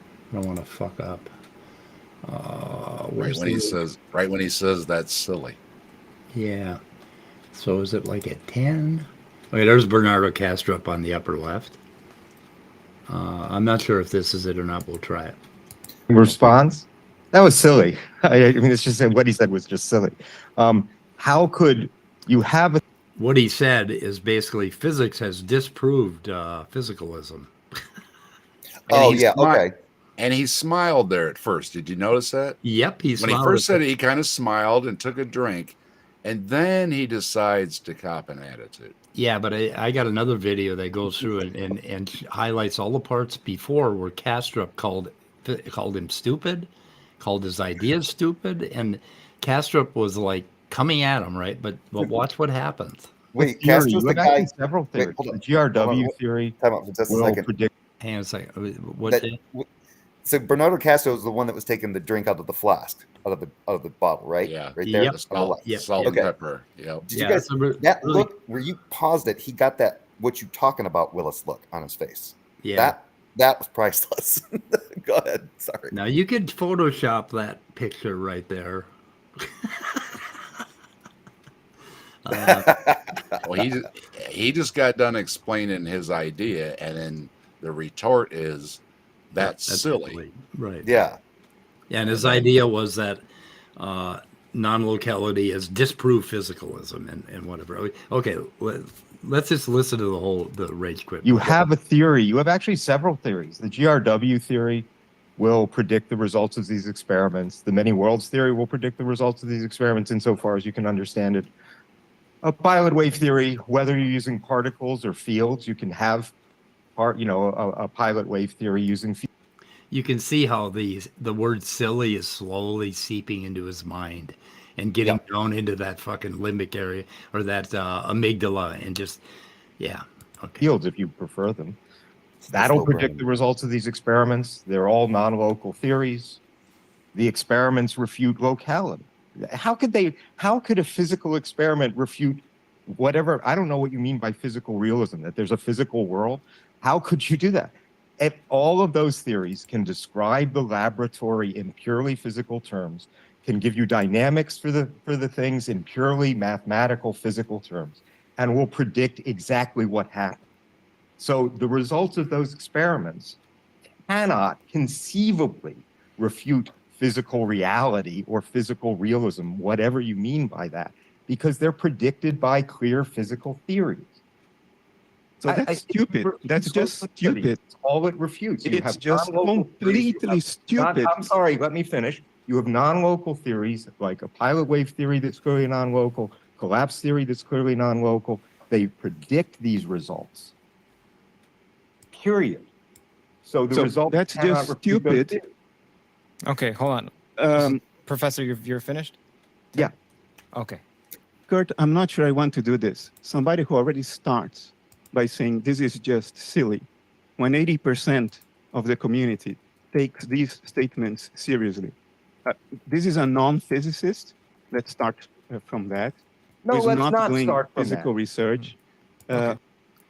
Tim Model is he's a professor of philosophy of science, right? That's what he does. You know what I would tell Castro What's at this point? Dude, do you believe when you take a shit, is it physical? Anyway, only if you believe it is. But you know, if you back up in this video, Kastrup was calling physicalism stupid, and you know, I mean, he used the word stupid for fuck's sake. And now he's offended by the word silly. Everything is mental, especially when I'm sitting on the toilet squeezing one out. He's the same one that did the stub the toe thing, right? Oh, well. That it only hurts when you stub your toe because you think it does. Well, it's squeezing out in the universal God mind's amygdala. Right? That's the anus. I should have drank more of that mental water so my mental poop wasn't so hard to pass through my mental rectum.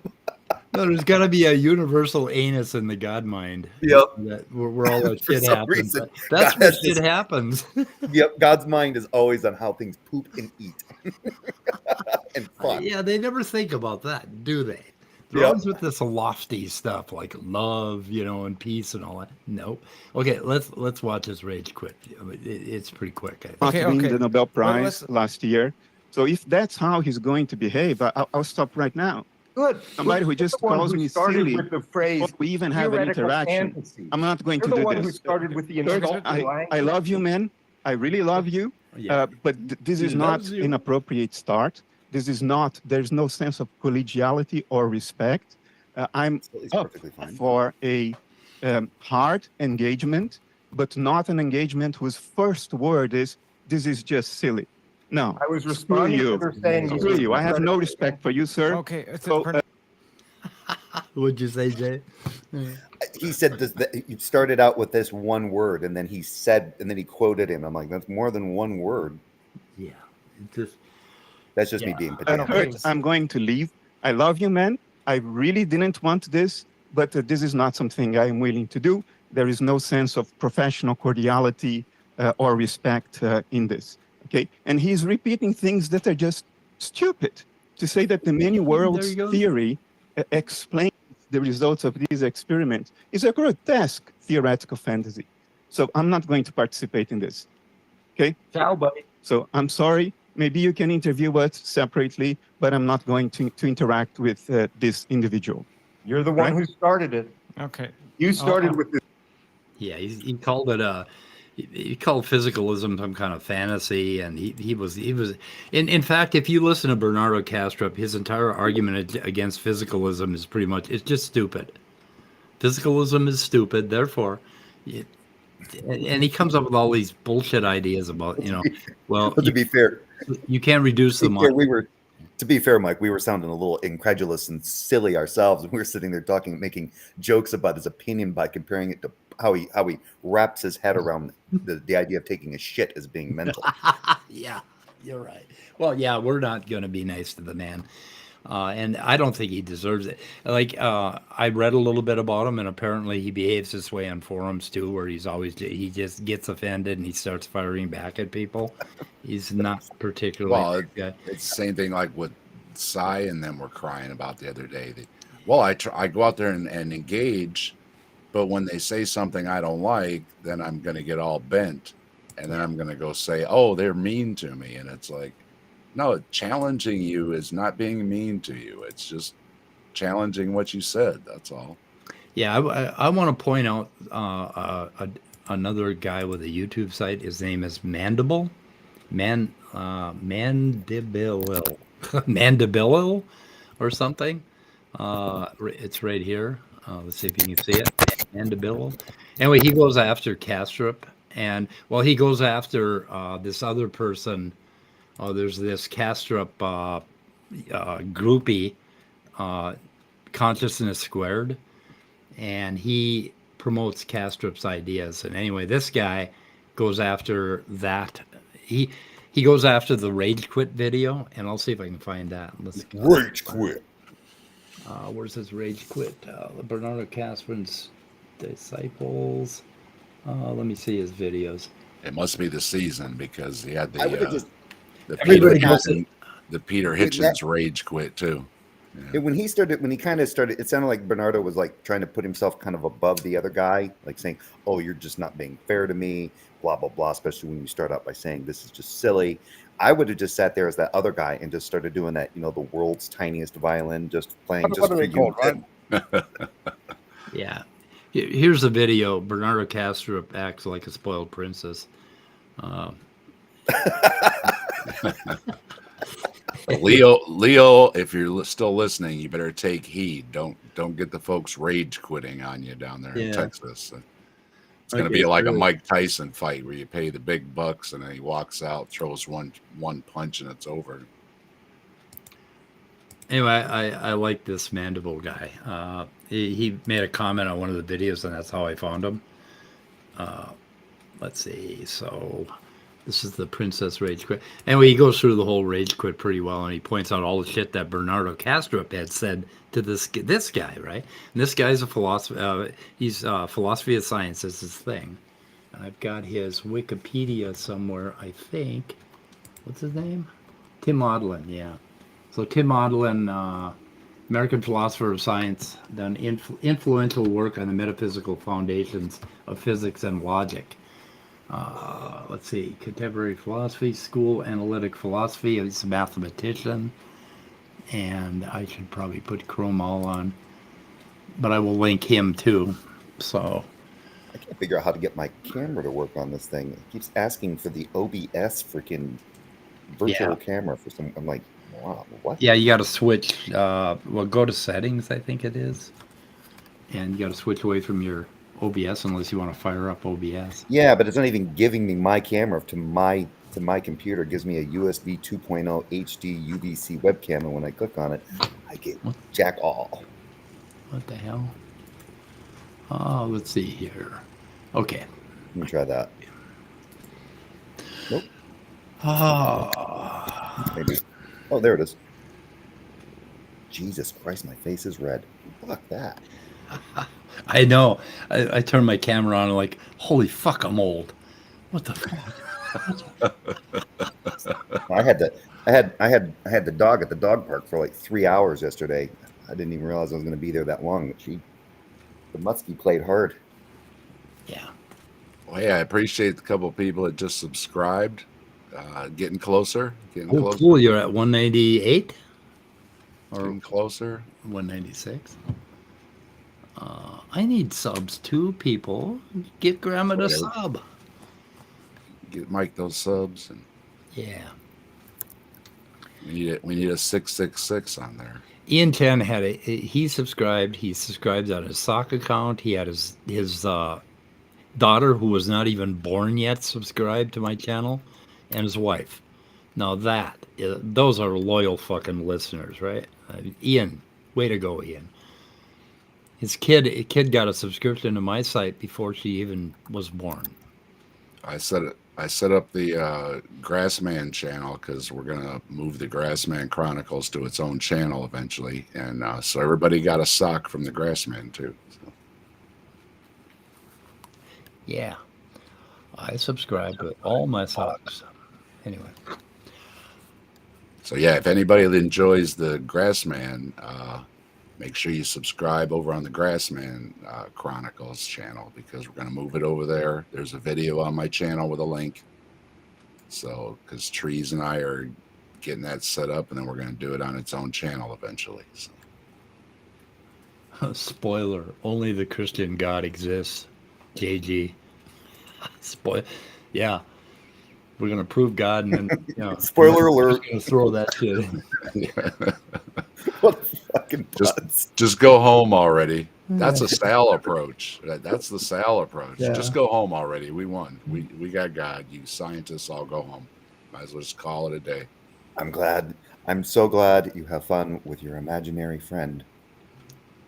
So atheists, provide a defense for your position for once.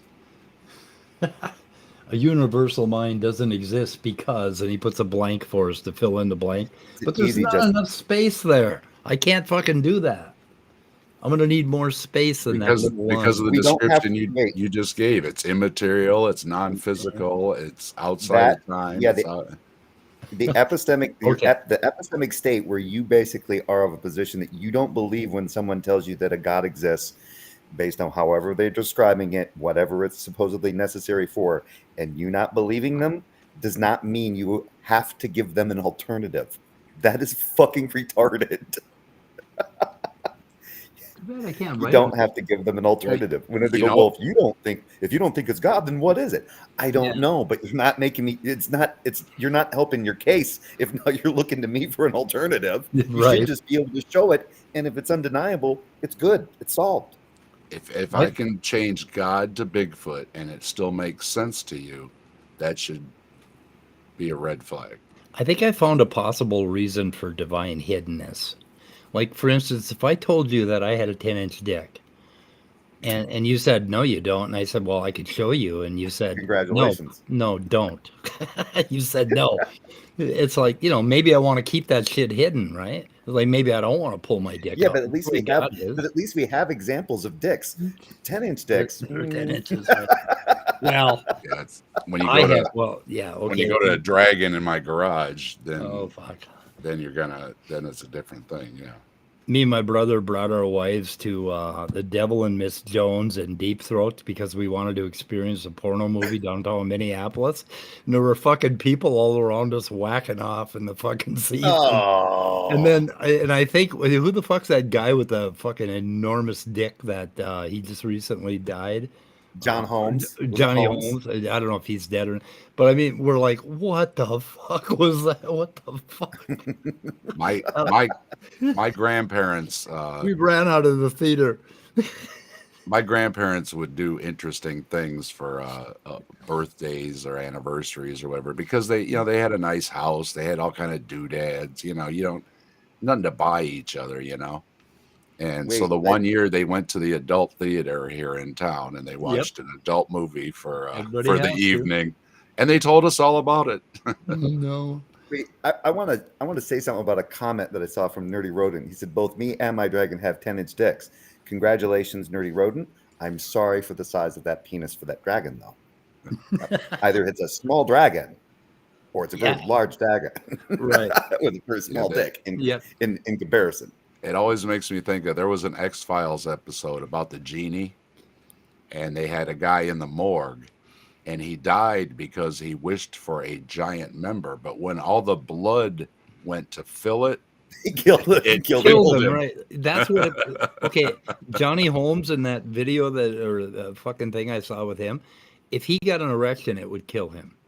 But he never had an erection in any of those. Fucking, in the particular thing that I saw, I'm not sure what the name of it was. Predates Viagra.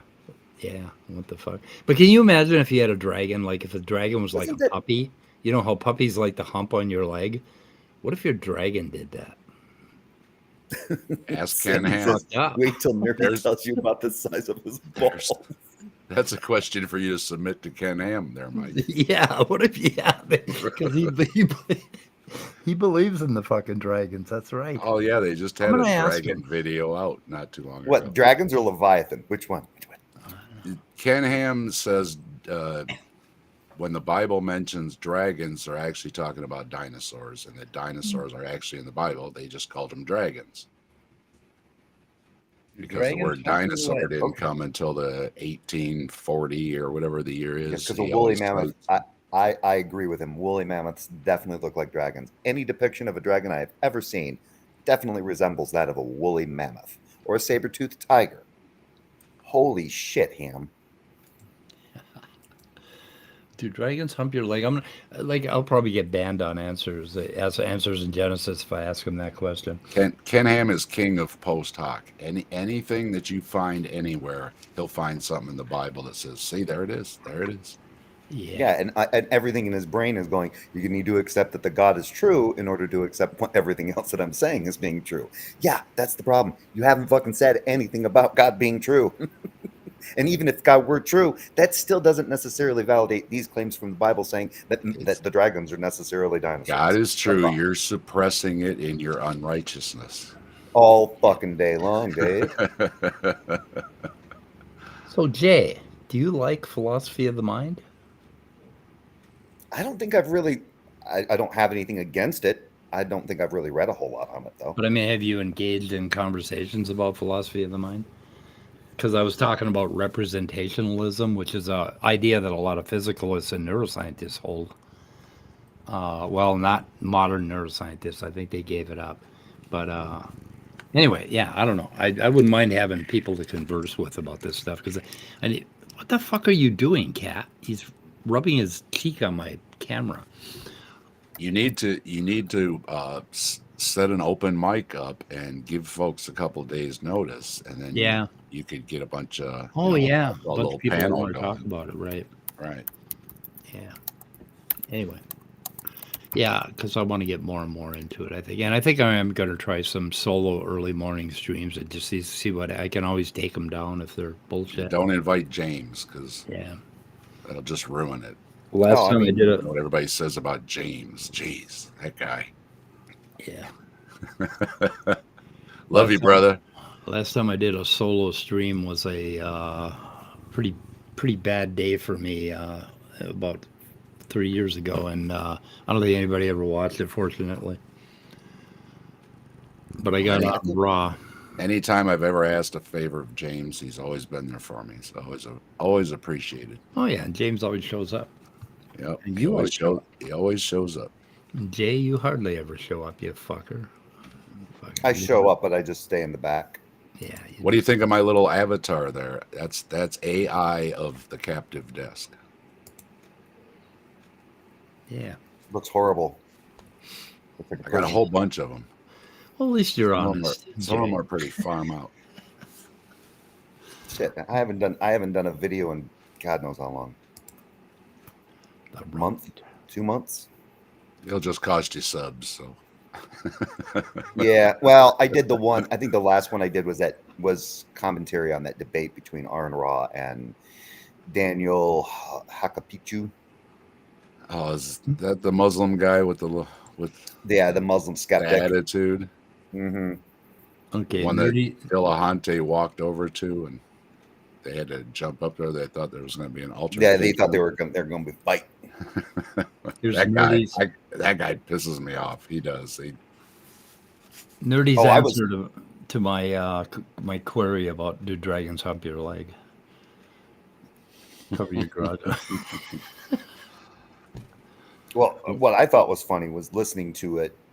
I started listening to it when I first started listening to the debate between Dillahunty and Daniel. My wife was in the kitchen making us lunch, and she's like, "You need to turn that shit off now. Can you please watch something else?" Then those two, she goes, "I deal with kids that bicker like that. These are grown men." And I was like, "Yes, they are." My son used to tell me that about Finding Bigfoot. He's like, why do you watch that when you're sitting there the whole time talking back to the TV?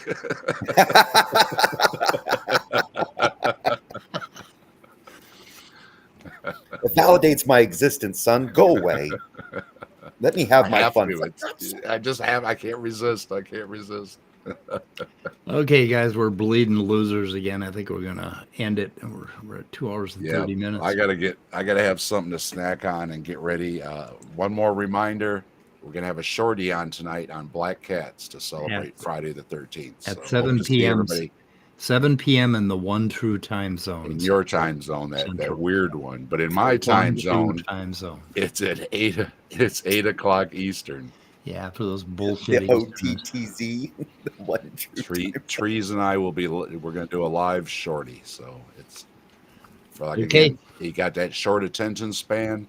This is the stream for you because we're going to be in and out because Trees has got other stuff to do. So hang around backstage for a minute, but we're going to end the stream. And subscribe to Look at the Trees too. Yeah, God damn it. Goodbye, cruel world. We're leaving.